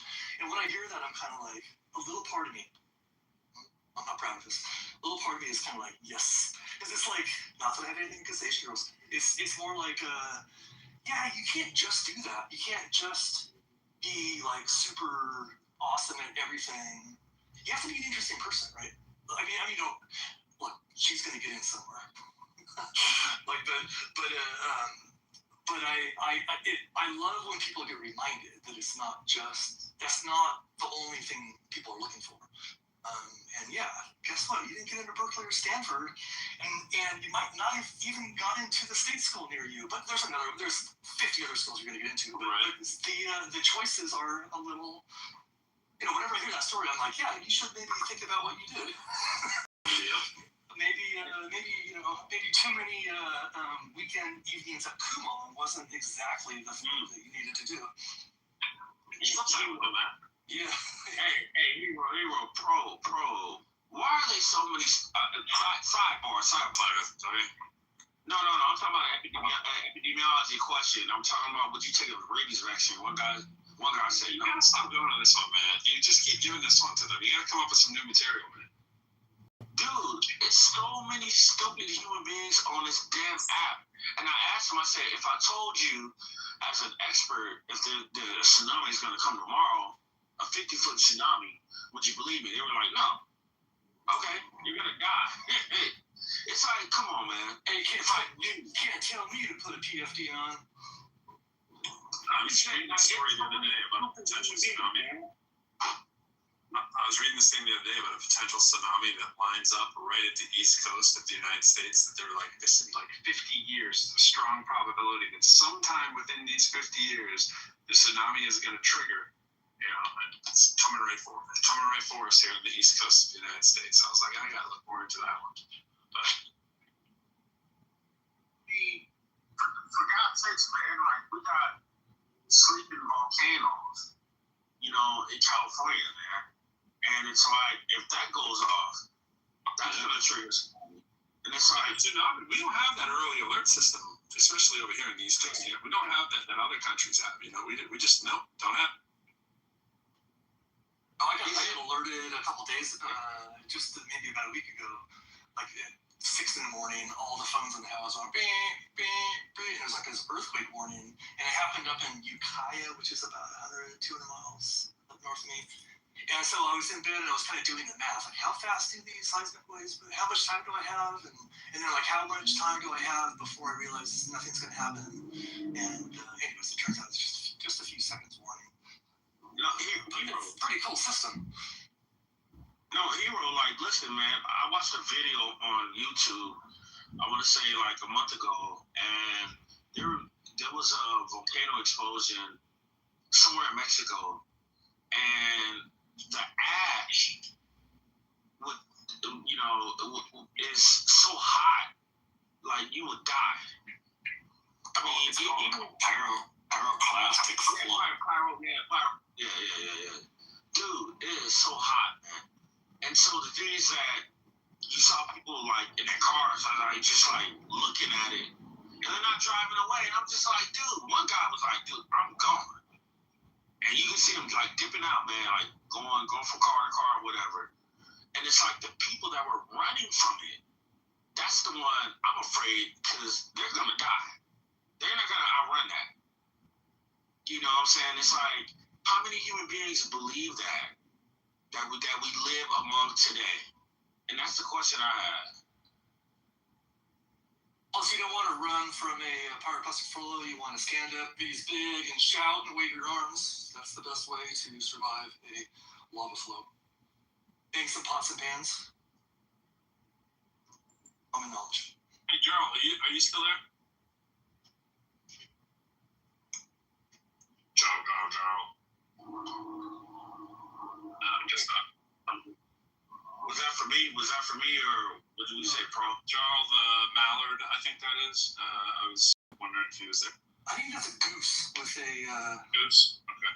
That's a goose with a interesting... My bird knowledge is extremely low. Let's just say, even as I said Mallard, I was like, I'm just taking a shot in the dark here. Well, I was guessing too. I was against the duck. Against God. The goose with a glorious haircut, the glorious mullet. These ducks I took the picture of yesterday, I was hesitant to even call ducks. I was like, those are ducks, right? So let me ask you a question. Would you get rather bit by a duck or a shoe-billed bird? I don't know. The duck sounds more pedestrian, so we probably know more about a duck. So I'm gonna go with the duck. Wait, I don't think rye duck. Is a duck not a shoe-billed bird, or what? What is a shoe-billed bird, by the way? So basically, the shoe-billed bird is like a damn near dinosaur. So their beak is basically looks like a shoe-bill, and so they're like an older bird, and their bite force is pretty bad, man. Like, so I'm good with the duck then, right? We're gonna go with the duck. Stick with what you know.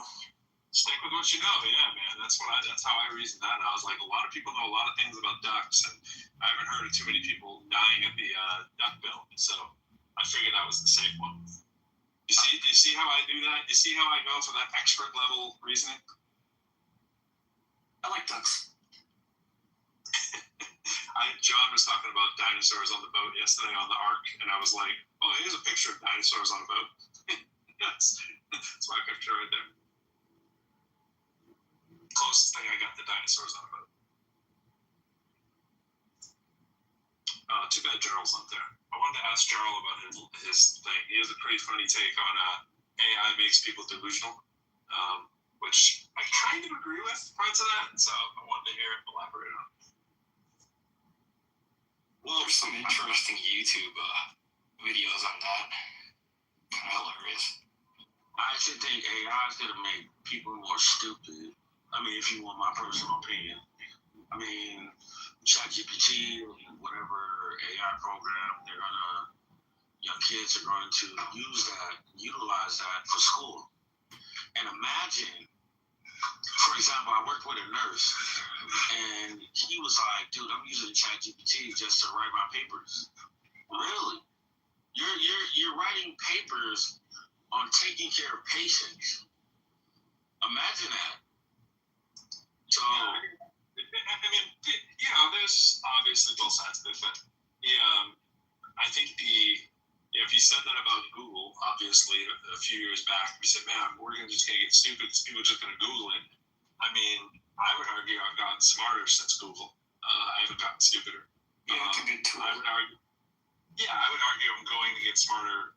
I probably have gotten smarter since AI, because I've probably read more due to the volume of AI that I've utilized. A lot of times with AI, I'm doing the same thing as a Google search. I'm asking for the sources and reading the sources, or in many cases, I'm asking what sources are worth reading. Just like gleaning from the ones provided, which ones would be worth my time. And my little agentic system does that for me. It's like, this is the one pro you have to read. And I really consider it as a trusted person who has the same opinion of Netflix that I do. It's like, because it knows what I like. It's like, pro, you have to read this one. And of course, I read that article. And he's like, you can read this, but, here's the main points. I'm like, great.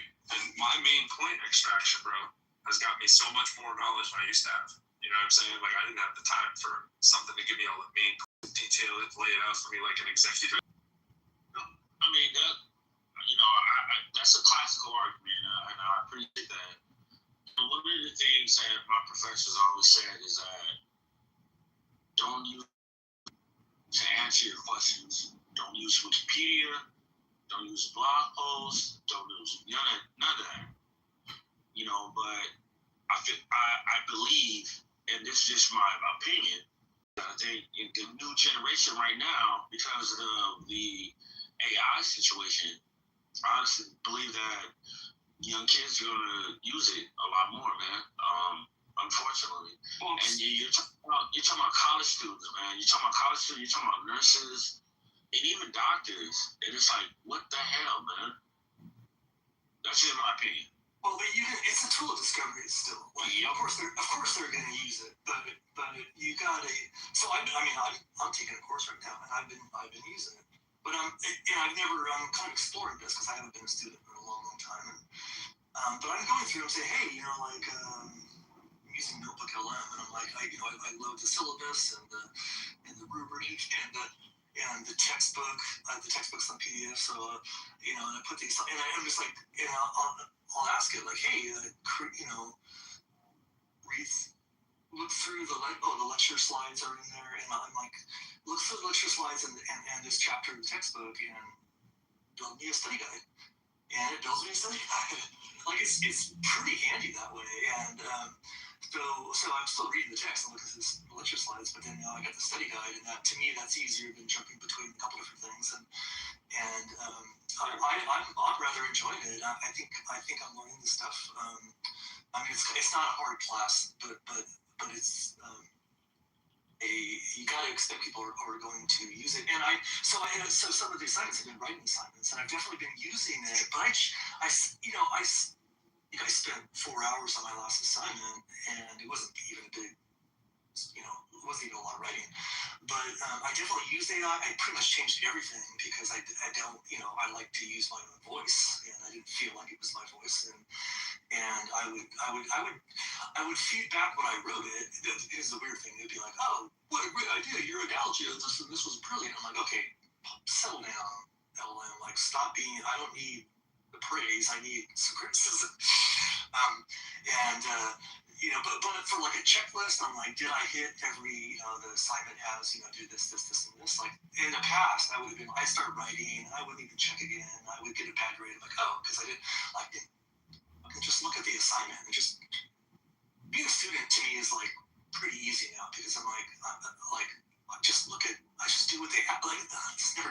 when I was younger, but it's like, look at what they ask you to do and do that. Don't stop until you're done. Like, it's so simple. I don't know why it was so hard for me before, but well, you didn't have as many tools here, though. You know, the whole thing. We have way more tools now. I'm a nursing student actually, and I'm in my second year, and I've used it extensively to cut down my time of research and studying. That's what I use it for specifically, and really one of the things I use it for is I'll rag in the entire textbook, and I'll have it make me practice tests based on NCLEX standards. Totally. It's actually helped me a lot, dude. It's been like it's been a life changer for me. Because I learned when I take a test and I get a question wrong, I'll remember that fucking question forever. Why, that whole process forever. So, yeah, negative reinforcement. Taking tests is a real. Now take these last 3 chapters, it offered this. Would you like to make you a conversational 1-hour audio? And I was like, oh shit, yes. And it basically made like a podcast. I've only listened to the first few minutes. It already annoys me because it's like the male voice, and then women, partners like, yeah, totally. All right, again, just settle down. ChatGPT, like they don't have to do that for me, but still, it's kind of cool. It just gave me an hour-long audio that I can go listen to on my walk, and if I can get past the dumb podcast form, it actually be useful. Hero. I mean, and shout out to you, Miguel, man. You've been a nursing student, brother. And NCLEX is hard, man. From what I know from the RNs that I worked with, man. I'm not saying using AI is bad. I mean, listen, I was working with a NP student, nurse practitioner, and he was like, dude, we had these chat discussions, man. I use ChatGPT. I didn't even know what ChatGPT was until he told me. He was like, yeah, man, my professor had this question. I just used ChatGPT. I'm like, oh, snap. Sometimes you get lazy. And I've used it before. I'm not gonna lie. Especially when I'm writing emails and I just don't feel like writing. I'm just like, man, what do I say to this professor? Blah, blah, blah, blah. And it says this. I just copy and paste. I'm like, okay, now I understand what people are doing. Now, am I going to write my dissertation on that? No. You know what I'm saying? Because, again, when you're in a doctoral level, you gotta defend that. You have to defend it. Yeah. I mean, you got a committee. That's really, you got to defend that. You got to know what you're talking about because they're gonna scrutinize you. So it's like, what the hell? You can't take that. Yeah, last semester where I found AI really, really helpful as a tool. Again, I don't use it to write. I write all my papers myself, and then I'll put them through and have it fix my grammatical errors. But I use a thing called like a pocket or a plod. When I'm in class, instead of having to take all these notes, I can dedicate my entire time to attention to the teacher, and then the plot or the note or the pocket thing takes all the notes for me. And when I get home, I ingest it, and it has basically everything the teacher talked about, including, hey, you guys need to know this. And it's like an amazing thing because sometimes when you're taking notes, you miss stuff. I do, at least. And this thing just captures the whole conversation. It gives me a great summary. And if I want to look at the entire transcript and pull stuff out, it's invaluable, man.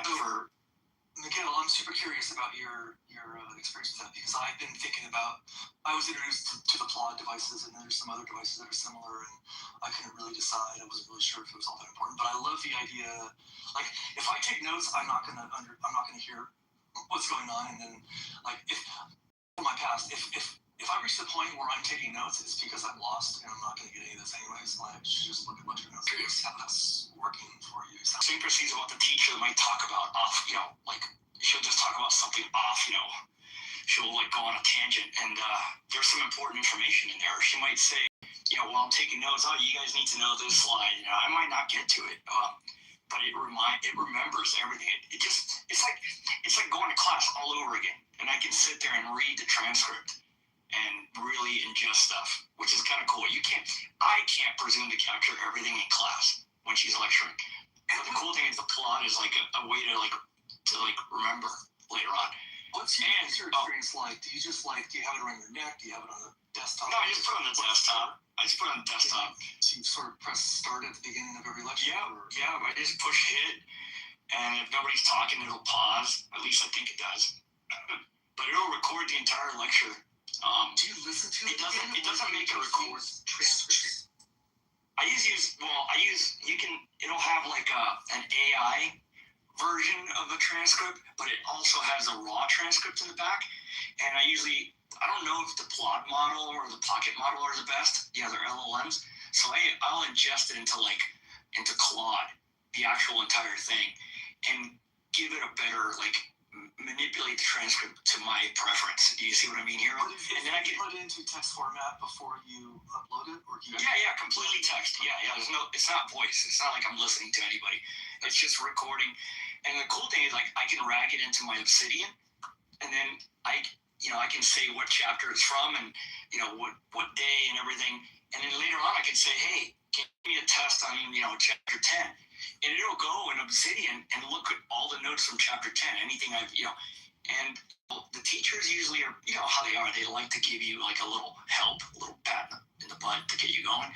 They might give you some things that may be, answers, I guess, so there's a lot to that. Or, they'll say, hey, make sure you read pages, and really know that. And sometimes that slips your mind.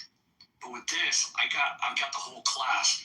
And I can listen to it I can read it continuously or get the best parts of it. I don't know if that helps. It's helpful to me, man. It's really helpful to me. When I first heard the concept, I like the concept. You can imagine even with the workplace having something on your neck and just all day long and just be like, hey, when I was talking to Bob, what did he? No, I don't use it that way. Yeah. But you could conceivably use it that way too, right? Yes. I like that idea, always. I mean, maybe it's a little creepy, but you're not really recording. I was transparent though. I did ask my teacher, hey, it's not recording, it's just taking transcripts. She goes, oh, I know about that thing. Yeah, sure, go ahead and use it, That's how I kind of so it's very transparent with the instructor.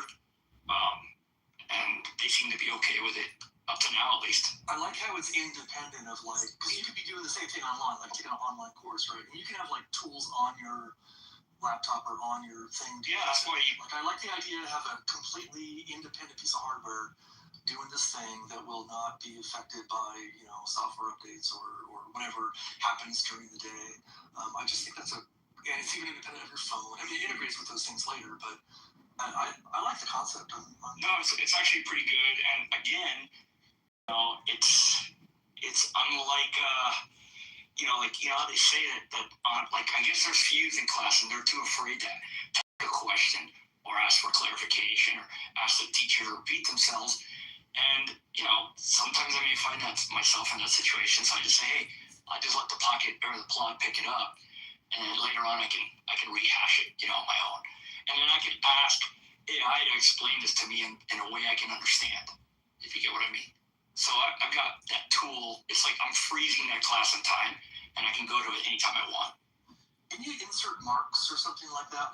Hey, remember this? Whisper to it, or doesn't it have a whisper mode or something? Yeah, you can talk. You can talk, and just I don't know. I don't know. Is there a button you can press to yeah, there is. I think there is something you can mark, but I haven't fucked with it, dude. Honestly, I can look for it, but I haven't messed with it. What?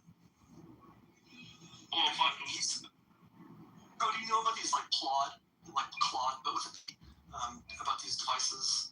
It's no. It's kind of a what do you call it? An AI assisted voice memo or something. I know that they exist, but I've never used one. Yeah, I got it. I told my class to get one. I was like, you might want to get one. Yeah, I've been using mine for about 6 months or whenever it came out. I just jumped on one, and I think they're amazing, dude. On top of. Yeah, but if you don't subscribe, you still get plenty of use. If you're only taking one class a week, it's but there's limitations. I subscribed. It's not that much. The big distinction, though, with what we get saying with the classes, at least like at the brick and mortar institutions, is if they're asynchronous or not. You know, if you get synchronous versus asynchronous, you get different results. And also, it's different results for the more prepared the student is. If you get like a really responsible student who has asynchronous courses, they can be fine. But a lot of times, the underprepared student needs the synchronous, like, you know, they're online when the teacher's online kind of thing. And that's when the class is taking place. Not these like highly asynchronous kind of leave it to the student's responsibility kind of thing. That can go wrong a lot of times. Yeah, I see that. It's just somebody said statistically online students do better, but yeah, that could be just. Yeah, no, I think I would largely guess that that's true. Just said as a broad statement, but those are two different baskets. You know, like I think that's because most classes now. Well, maybe not most, but there are a lot more asynchronous classes than there used to be. You know, there's a lot of hybrid classes too, bro. Oh yeah. Where one week you go to school and the next week you're online. That's how some of my nursing classes have been. Kind of interesting, actually.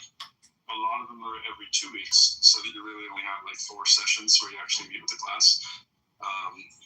Those actually, I mean, I love teaching those, so those are ideal, really. Are they as rigorous, would you say? Yeah. Oh yeah, so a lot of times they're more rigorous. Yeah. Yep. For the older, more mature students, like the hybrid classes are really good. For the young 19-year-old kid, it might be a disaster. That's how I've seen it. Yeah, similar to what I just said, same idea. Sorry. No, it's the same. We're saying the same point. It also carries through the hybrid courses for sure. I was teaching the grad students, and they love them.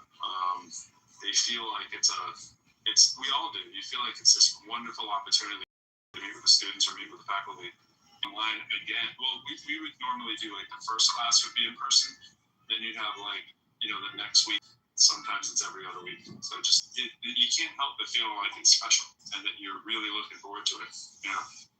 Yeah. And like for me as a student, I find the hybrid classes, having the note, gives me the best of both worlds, or the plot, sorry, because you know in the seat time, you know, portion of the classes, I can actually just pay attention and don't have to write and be racing to keep up with her. I just have that class over and over again as a transcript. I should write too. It is way more easy. Pro, how do you detect fraud or cheating? Possible for somebody to be using. You're kind of broken, bro. You're broken. Like essentially, right? Now we have. You're in a matrix. Yeah, he's fading in and out. Doing these for your class and say, okay, now that I know that everybody is cheating, like. You're fading in and out, Pro. How am I going to structure the course to make this have as little impact as possible?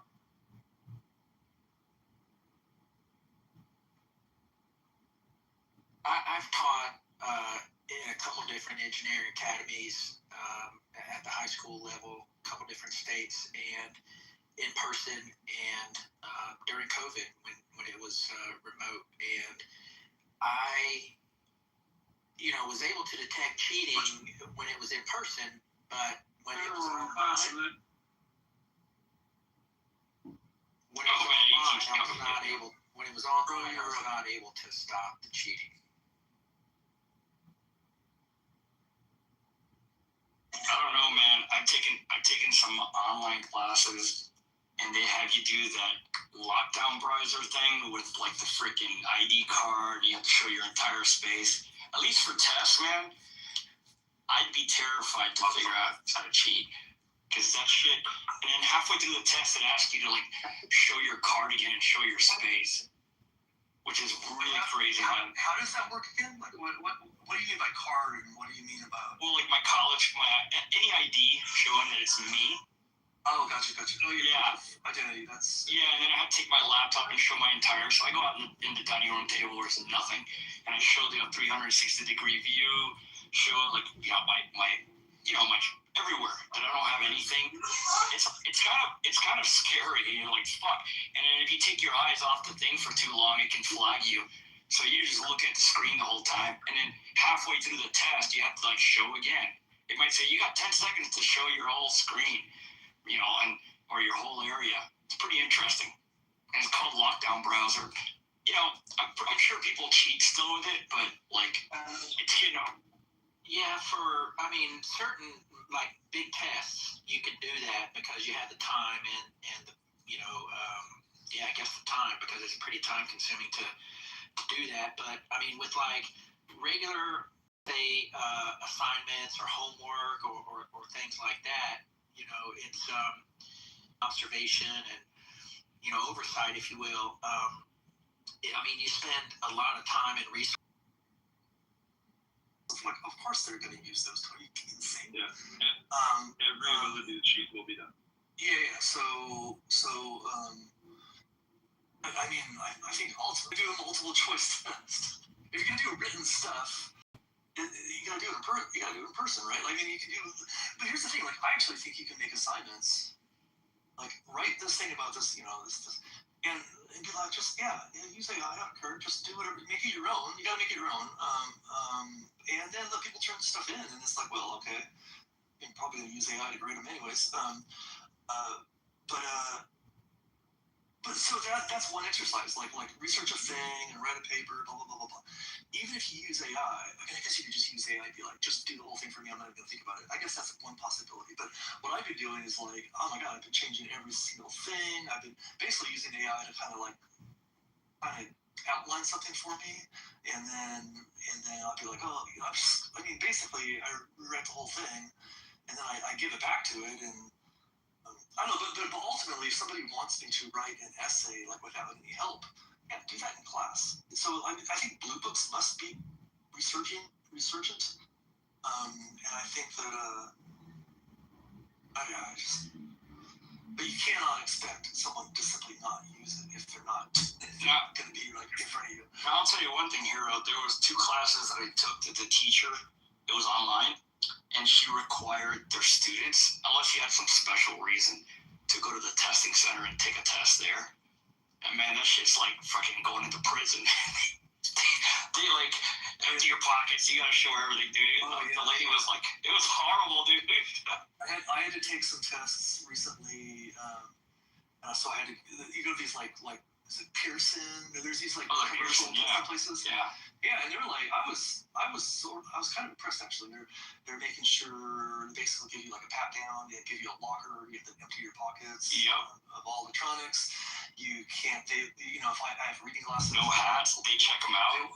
No hats. They basically check. Anyways, it's a pretty secure environment. And like I sort of think like if. Yeah, you should expect to have to do stuff like that. You shouldn't expect to have to prove your knowledge one way or another. And if that's one way to do it, can you? Well, when you just said go to the testing center, was that a testing center at your school? Or? Yeah, it's a testing center at my college. Yeah. And you could go like take a teacher could be like, they could send a test there and be like, okay, these students are going to come one by one and ask to take this test. Pretty much, yeah. She scheduled the test, and then when you go there, you log it in. You know, you have a little screen and just pick the class you're taking and what test you're taking, and then you check in, right? And they call you, and you got to do all kinds of, you got to do the whole tap dance shit with security stuff. Take your hat off, They check your glasses, make sure that your pens, But see, that makes sense for shifting, and this seems like a more modern way to learn. I like this. I would love to see that, like I could take a course through MIT and go to my local school and go to their testing center, and it's all like kind of like, I don't know, somehow certified or whatever, and take it. It depends what your outcomes are. Like, if you want students to learn it in time before the class is over, all these things do help students to learn it. The thing is, to Aisha's point, that like you can cheat on pretty much everything. Like, I agree 100% that you can.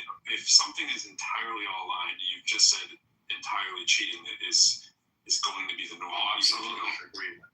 But the thing is, as long as you have some element where the person can be in front of you, right? I would advocate for school systems to do this too.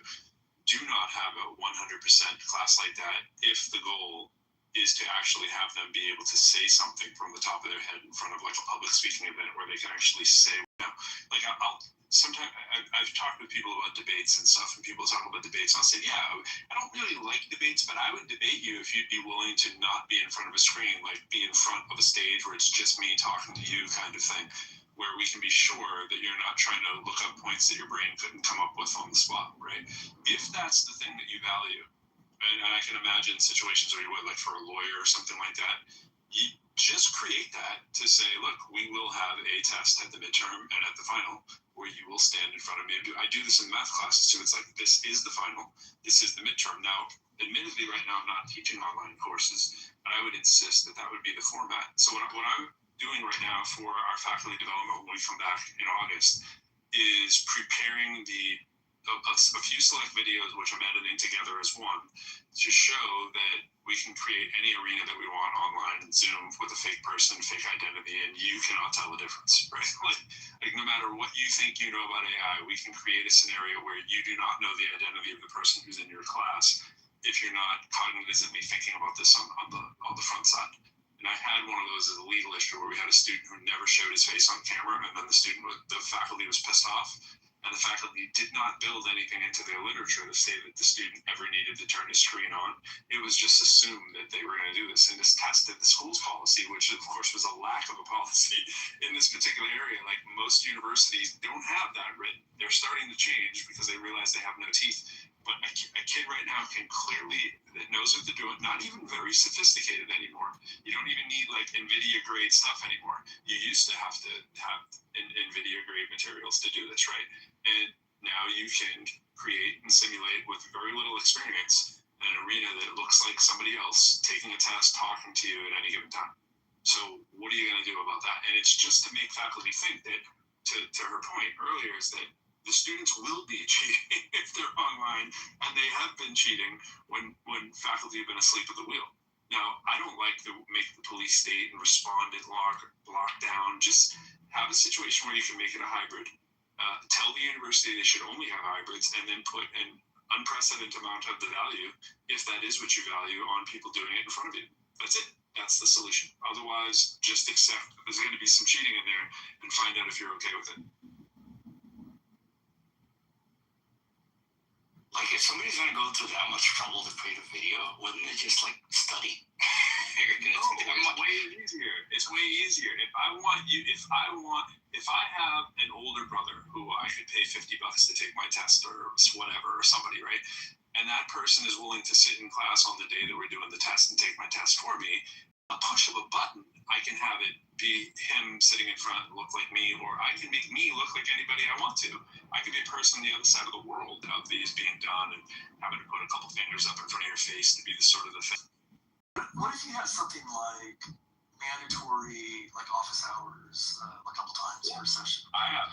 You know, like you got, like, you know, we're gonna have discussion sections. You know, you gotta come in person to 4 discussion sections throughout the course, and you gotta have an office hour with me in person twice. That's right. And I'm going to ask you questions, and you have to respond, and I have to be convinced that your knowledge that you represent, you have on these tests and other things that are in your head. Yeah. And some oral stuff there's a long tradition in oral testing and stuff, and it's not new. And also, I mean, it gives the professors something. What the hell are the professors doing during these courses? Like, they should have some skill. They should be meeting students face to face. I'm kind of joking, prison. Honestly, what the hell are you doing? No, I agree. I think there's minimalized value right now on what their faculty are actually doing differently than what a sufficiently advanced AI can do. So listening to this, it does make me think maybe the longer term solution is to redefine what success means. Though, if you're saying that you can get somebody to pass the test that qualifies you to do the thing by renting them from somewhere else over the other side of the world, or using an AI to do it for you, why didn't you just rent them from over the other side of the world, or use an AI to do it for you? That's it. That is it. And that is why we could argue that agents are just going to be more important in people's success in the future of their life. It just seems so contrived that you're testing a human to do a thing that a machine or another human remotely can do better. It's just the testing is just wrong. The testing is wrong. I actually just wrote a paper on that. So an entire paper on a mathematical model with a few other folks of why testing is actually the wrong model, especially in the age of AI. I mean, I think you don't have these problems in safety critical circumstances like with doctors so much, and with airline pilots, and a bunch of other situations. The way that it works well. You could argue doctor training is a little different because a lot of that is similar to training to be a lawyer, but until you get hands-on. And then I think the apprenticeship model's still got a lot of legs, the way that things used to be done. You just literally work alongside somebody else who does the thing. I guess you've got to take it absolutely case by case, right? You just take a particular thing and say, what's the best way to get this thing done? By human, by machine, by remote human, whatever. And you just do it on a case by case basis, I guess. I'm not really sure kind of what you described, what qualification, what job, what thing are you discussing specifically, do you think?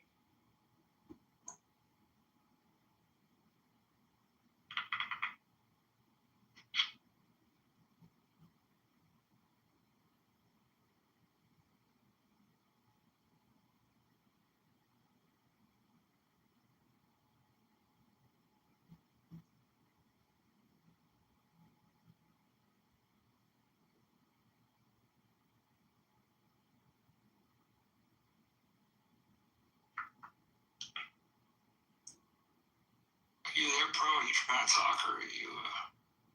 Oh yeah, I'm here. Oh, okay. Sorry. I'm about to get a haircut. Ooh, love haircuts.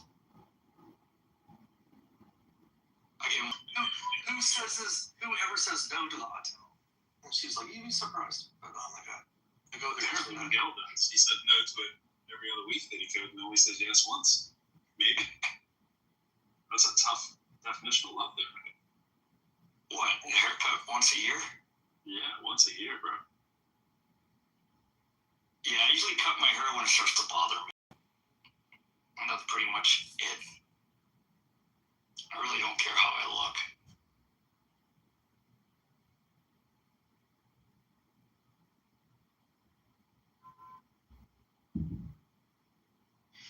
Do you ever sometimes I get my hair cut kind of on the short side, and then in like 6 weeks I'll be like, this hair's really bothering me.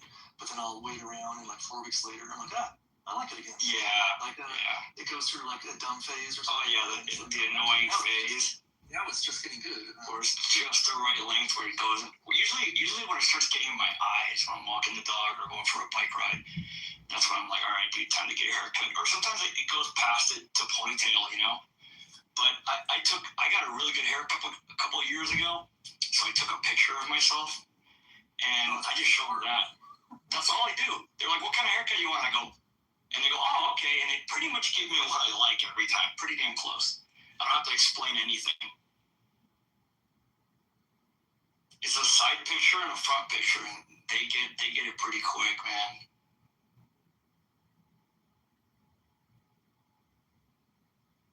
It's actually saved in my favorites. It's kind of sad.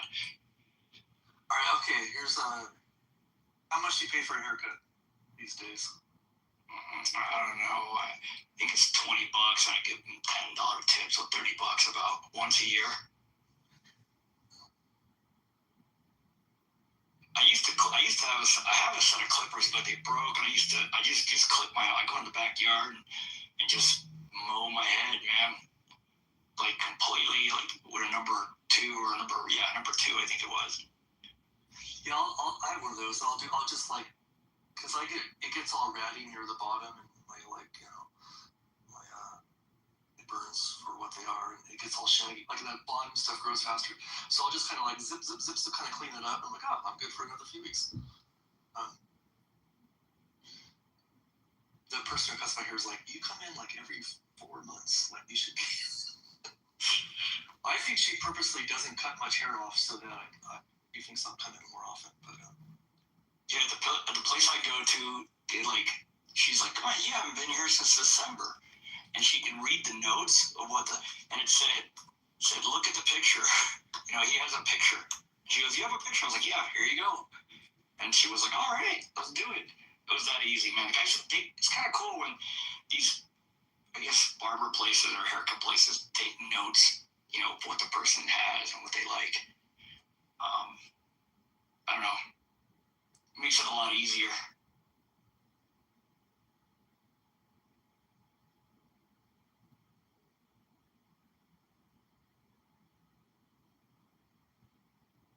Yeah, Hero, if you're in school or taking school or you go to meetings a lot, those plot things are really amazing. I can't say good about it. How different would that be from, let's say I have my phone with me, and I just put on the voice recorder and I just let it go for an hour? You can, and you can just transfer that to an LLM to. Part of this is just making it really seamless and easy. There's a lot. It's pretty seamless and easy to me, man. Like it'll do a summary, like really, and then you can give the people when I input into my computer, I can give it the names of the people. Like if my voice comes up, it already recognizes my voice. Like I spoke or I asked a question, and then the teacher, and I can, this is the teacher. It's pretty nifty little thing. I'm not gonna lie, man. Oh yeah, so it tags the transcript. You can tag it. You can have it tagged. I keep it simple, dude. I just get the full transcript because it has what the AI does. What the AI gives you a summary, but there's another thing is you can hit and you can get the full raw data, right? And then I insert that into my computer, and then I make my own summary based off of with the help of a large language model, which I think is better than what they're using, in my opinion. You know how I imagine it being useful? I think you can gain a lot in life by repeating things back to, like, if somebody said a thing and days later you're like, when you said that thing, people love that. I love, like, oh, you were listening and you specifically remembered that. So I sort of see that as like a tool to facilitate that in a little way. Because sometimes I'll be like, oh, what did she say? That was good. I wanted to follow up on that. And you'd be like, go back. Oh, yeah, okay, she said this thing. Or like mentioning an author or a book or an article, something like that. But then it kind of gets, especially like you mentioned that, those little like side things that sometimes they'll go on. Oh, yeah. Sometimes that's what really important stuff is. But sometimes in a class when you hear that, it's tempting to be like, oh, this is just going to be a little side quest. I don't need to pay attention or take notes or whatever. But oftentimes that's where the nuggets are. And until later. That's exactly what I was. I'm kind of intrigued. I looked into this a few weeks ago and it kind of dropped off my radar actually. And it wasn't something I came up with. One of the classmates had it. I'm like, oh, is that a credit card holder? Because it looks like a credit card holder, one of those little wallets, And she's like, no, it's my plot. And I went and got one the next day, dude. She sent me a copy of the transcript. I was like so impressed. I was like, dude, I'm in. I saw it. I saw an ad for it, like I think in someone else's video or something like that. And it was like, plot AI had a little thing. I'm like, okay, is this just some dumb device that's like coming out of my algorithm? Someone wants me to buy another device. Because I'm suspicious of stuff. But also, like, I kind of like old gadgets. So, I'm the kind of guy who could be talking to this. So then I started looking into it, and there's a ton of, it seems to be one of the biggest names, but there's also a bunch of like lesser known versions of this. And there's the B. I got the B as well. It's not too shabby. It's free. You don't have to pay a subscription. The B's pretty nice. And it does raw transcripts. I haven't got the pocket. The B was like $50, and then I went and got the plot afterwards because I think the plot's like, it just works. Here's the reason why I got the plot. It's HIPAA compliant. The B is not HIPAA compliant. Oh, that would be important in your field. Yeah. That was the main reason. Because the nurses were talking about it. She's like, well, it has to be HIPAA compliant for, if you're using it. I'm curious, what makes it HIPAA, like what it is? I have no idea, dude. I need to probably look at it. Let me look at it. Yeah. Because, whatever it is that makes it HIPAA might be an important consideration for everybody, right? Like, it's just talking about privacy and security and stuff. Does it record the actual? Can you listen to the actual audio? No. Or does it? No. Well, that might be it right there. Yeah, it includes end-to-end encryption, strict no training policy for the AI model. It's signed BA availability. You got to sign upon request. No AI model training. Voice recordings and transcripts are never used to train third-party AI models. Data That is securely encrypted at 256, AES 256. You have full control. So it's a little more than like what you're not. But I think it's independently verified through a third party SOC 2 Type 2 ISO 27001, ISO 27701. These are all fancy words for saying that somebody in the medical field approved it, I guess, to use. Other than that, it said HIPAA compliant, so I was like, all right, I'm going for it. You know what I mean?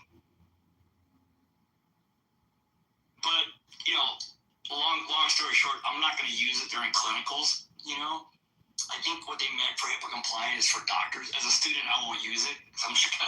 But as a practitioner, like doctor, I think what that could be beneficial because they can, take the entirety of the client's, signs and symptoms and stuff, and then refer to it later when they're doing their, they're writing up their notes.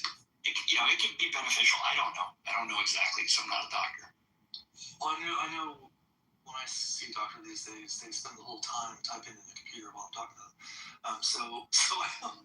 Well, you don't need to anymore, dude. You can't be a doctor without being like a pretty good typist these days. But yeah, having it just transcribed.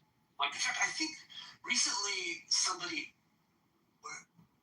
I saw somebody. I use Whisper. She asked me. She's like, do you mind if I? What did she say exactly? She asked my permission to record.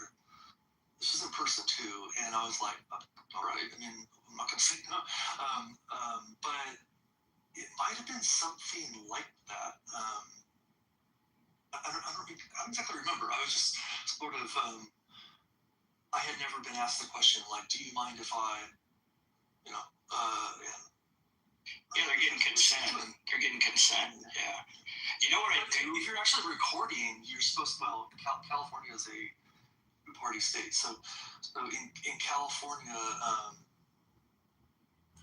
you're supposed to get permission from anybody if you're recording your voice. Which I think in a Zoom call or class, and it's kind of they're recording the whole class already. I don't know if you have to ask again. But I think if the recording is going straight to a transcript, then I don't think you have to ask about that. I don't know. I asked my professor, and she was cool with it. And there was a couple of students that have it. Everybody knows it's there, so nobody's complaining. And like I said, it doesn't record voice. Like it records to transcript. Yeah, and another tool that I use a lot here is Whisper. I don't know if you heard of Whisper AI. And I installed it on my phone. I installed it on my phone on my computer. I don't have to type anymore. I can just dictate. It's fucking awesome, dude. It's probably the best thing I ever. I just speak my mind away when I'm doing something. Even writing a paper, I can just speak my mind, and it'll do it for me. It'll put it in there. It's pretty neat. And I'll just do it. The idea of like brain dump tools and like kind of like mind mapping. Like when I am sort of creatively problem solving or trying to come up with a solution, I will fill up pages in a notebook of just like beautiful mind. Like I just hope no one ever looks at that because it's going to be like, oh my god, this guy needs to be institutionalized.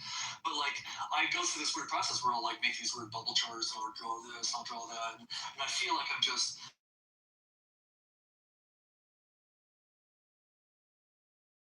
Let me make the connections later, kind of. Yeah, the V is perfect. There's a bunch of stuff out there that advertises doing that, but every time I try it, I'm like, oh come on, the implementation is never quite what. Dude, say hey, remind me, blah blah, or put it in my reminders or whatever. It's pretty cool, man. I rarely have to type a text anymore.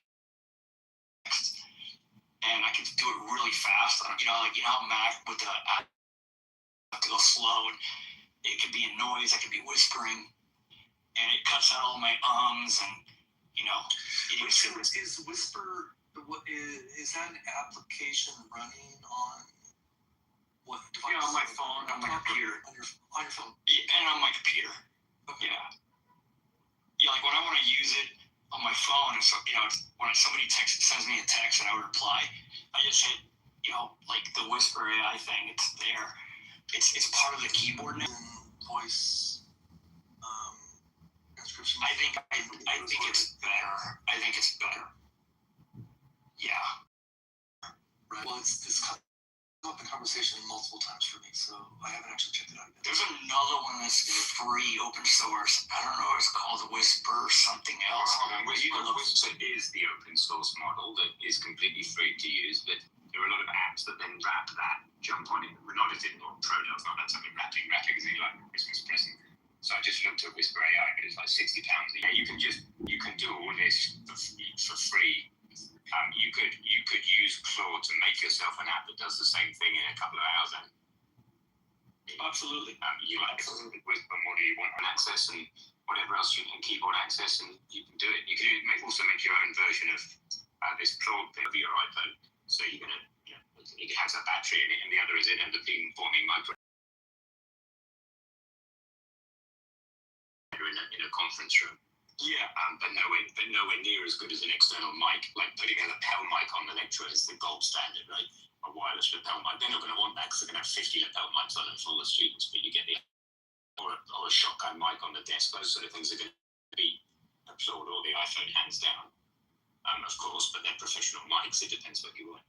The free out-the-box solution is just voice memos on the iPad. You're going to use Apple AI to transcribe or to go into the iPhone. Just voice memos, but and you keep the audio, which you may or may not legally be allowed to do.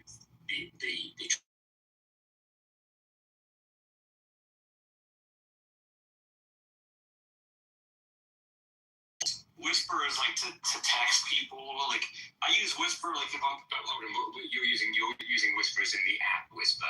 I'm saying Whisper in the more general sense as the open source speech to text model, which is basically perfect at transcription. Right. That's what I'm using. Yeah, speech to text. Exactly. It's so cool, but it's so good. And when I'm texting somebody or I'm working with my LLM, instead of having to type my question or whatever I'm doing, I just speak it, and it picks it up, and I hit enter, and off it goes. The Plod, that's just for like conferences or like if I have a thought or like if I'm in class, that's what I use it for. They serve different purposes. I've just got a 7-day trial on this. That Whisper app. I've never seen that particular implementation. So it's fucking amazing, dude. I've just subscribed and then I do the free trial and immediately cancel the subscription. So I'm just cancelling it now. Because if you cancel it, it still works for the rest of the 7 days. Yeah, if your daughter's in school, I get it for 50% off. So I think I paid it $35 a year, which is nothing to use that. Yeah, that's not bad. I think it would be very easy to create for yourself. That's the thing that's so disruptive about AI. Yeah. It's probably nothing's ever an afternoon. Things always take. Whenever I say something's an afternoon, it ends up being 3 weeks. Yeah, not lots of shit. Yeah. But just Stephanie, roll your own able thing. I'm going to try it though, because the Whisper AI app specifically, because Whisper is such a good underlying model that it's a really cool idea. But I think there's a GitHub. There's a GitHub then, I think it's called Easy Whisper or something, and you can get it for free already. Oh yeah. I've been using Whisper for years. Yeah, so it's really good. As an open source AI, speech to text model, it's fantastic. But at its generic level, Whisper is a framework, of code that you can incorporate in different. Yeah. Is it an application on its own? No, I mean the iPhone it's cool. It's an I'll put the GitHub in the I'll just put the GitHub in the chat for you. It's a command line application that will run on Linux, Mac, Windows. It's a bit like an LLM, but it's designed. It has a bunch of weights like an LLM, but it's designed for speak audio to text. And it's completely local once you have it. Yes, yeah. But the biggest models are the biggest ones I use. I think are 30 gig, something like that. 30, 40 gigs, so they're quite big. They're not going to fit in RAM on a phone. So 30 billion parameters, 30 billion. So I mean 30 gigabytes of memory. Oh yeah. The big local ones I use. I think are that big. I don't remember. I haven't got my laptop on me. But you can get smaller and faster models like Turbo and blah blah blah. Or you can get Gemma 4 E2B, which is pretty good, and that's like I think a 2 or 3 gigabyte version. Yeah, exactly. A few gig will get you a good model. So there's several things on the App Store called Whisper. It looks like maybe there's one called Whisper Flow AI. There's one called Whisper AI Voice. Which one are you talking about, Miguel? Hold on, let me look. I gotta look at my apps. I've just downloaded one which looks like a bit of a rip-off because it's like £50 a year after a 7-day trial, and then when you go into it, it just uses the Apple transcription model. So it's basically doing nothing. No, I gotta find it. Where the fuck did I put it? I got all these. Yeah, if you could share us the link to the actual one, that'd be amazing. Because the one I've just downloaded looks like a con. There are so many apps out there that are a con. You know, it's called Whisper Flow. It's called Whisper Flow. Okay, well that's not the one I got. Don't guys get the one called Whisper AI because it's bollocks. Yeah, it's Whisper Flow. It has like, when you look at the website, it's got like the lines, 3 lines or 4 lines up and down. Thanks, man. Yeah, that's what I use. That's what somebody once recommended. It was actually a lawyer that recommended it to me, and it's freaking awesome. A lawyer that I respect, you know. Just deleted the Whisper AI one. It's a bunch of shit. Andy, I've put the repo.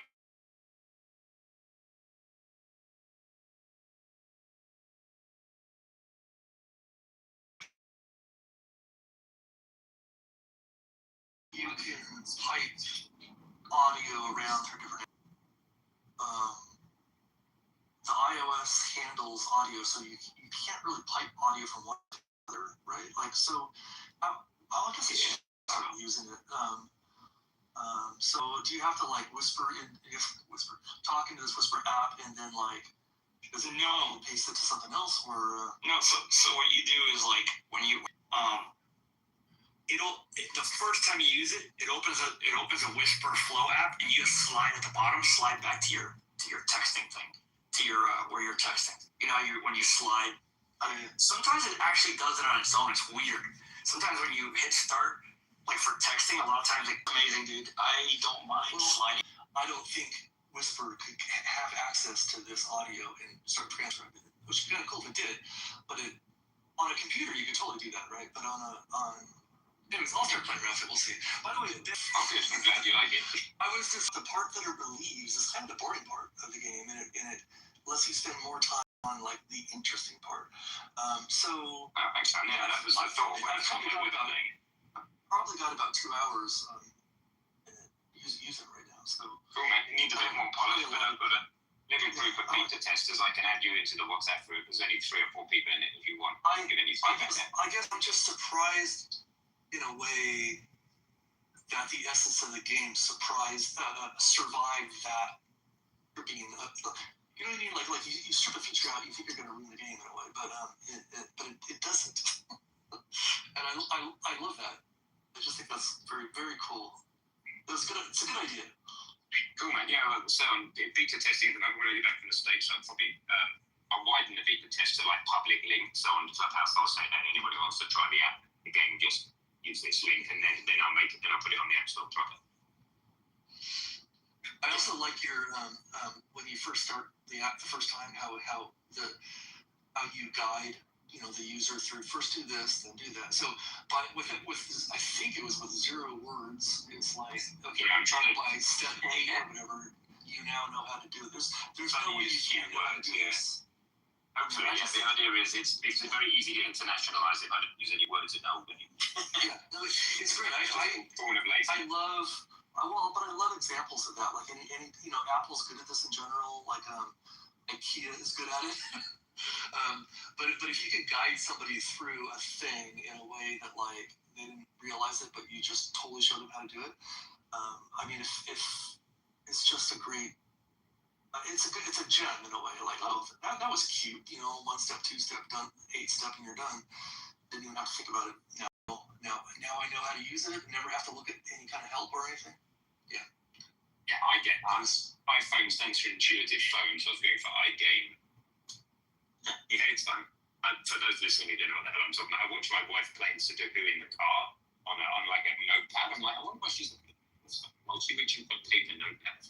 I'm like, okay, I'm not going to nag it. My wife is shit. And I thought, it can't just be that.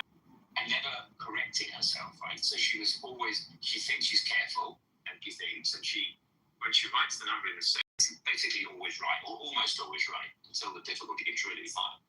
And I thought, well, why does she need to write the number? I mean, obviously by the time she hits the cell, it can only be that number in the cell. Otherwise, she'd have to cross it out later. So I thought, well, why don't you just tap? So that's the beginning of it. And there's also like a multiplayer. There's also skins, Andy, so Sudoku, where you just tap and it knows the number. If you tap a cell where you can't be sure of the number, that's how you died. That's the premise. It kind of slightly spookily knows whether you can be sure of the number or not. Although, of course, John, being as smart as he is, keeps finding counterexamples. But that's because John holds about 3 or 4 different numbers in his head simultaneously. And then somehow it beats it. But there's a cap on the IQ of the person who can play this game, and it's far higher than my IQ. Yeah, I guess I don't reach that cap because I haven't found a thing where like I was certain of it, but it said it wasn't certain of it. It's good enough. It's just. But it may be because I heard John say that, and I'm like, okay, wait a minute, is John using some tricks that I haven't discovered? No, he does use advanced tricks, and there's a limit because you can't. You if you give it to somebody who has a weird brain and they can just see the solution in their head. Obviously, if you don't have to put the number in, they can't prove to you, because an autistic savant can just look at a Sudoku board and go, I know the whole lot. I'm just going to start at the top left and fill the numbers in, right? Some people can do that. And they can't prove that they know it because they're not allowed to type the number in. And therefore, they'll die as soon as they hit the first cell that's not forced or compelled. And that's not fair on them. So I've made it so that you are not allowed to hold definite positions in your head. You can't say, I know for sure this is a 4, therefore this must be a 6. You know for sure that's a 4, you best tell us it's and then do the 6, that's the idea. So it's kind of difficulty limited because of that. You can't go any harder than level 5. But it's working out. And it's got multiplayer. It's also got skins. You see in my PTR, you can choose a skin. That's the color skin, but there's also an inflection skin and a word skin. There's different skins. Well, I know there's a level, like at the highest level, I've got to find myself in this situation where like I very much want to start writing stuff down. Because that's one, to enrich it from whatever it was, the 5% to the 60%. And now it's a matter of weeks away to be converting grade. I mean, these are all known facts now. Now, of course, that's in addition to hundreds of billions of dollars that's been spent over the past 40 years, because it's 1985 that Iran started the enrichment process and establishing the centrifuge farms and so on. So you can imagine there is no way that Iran is going to hand this over a plate. I mean, it just doesn't make sense that you spend $1 trillion and then you just hand it over for what? To get $20 billion of your own money back because sanctions are lifted. That just doesn't make sense. Now, on the other hand, obviously, the 3 servicemen may be more. So the question is really, we know what Iran wants to do. Iran wants to keep the US out of the region. That's basically around the 20 or so. I think there's about 8 or 9 permanent bases and about 12 temporary US bases in the east. Iran wants you to wrap everything up and just get the hell out of there. Okay? Then that's the same with the Islamic Republic, rules the waves in the Persian Gulf. That is the objective. Let's not make, any balloons about this. So the real question is, for Trump, for the administration, do they want to leave the Middle East and let China? I mean, is this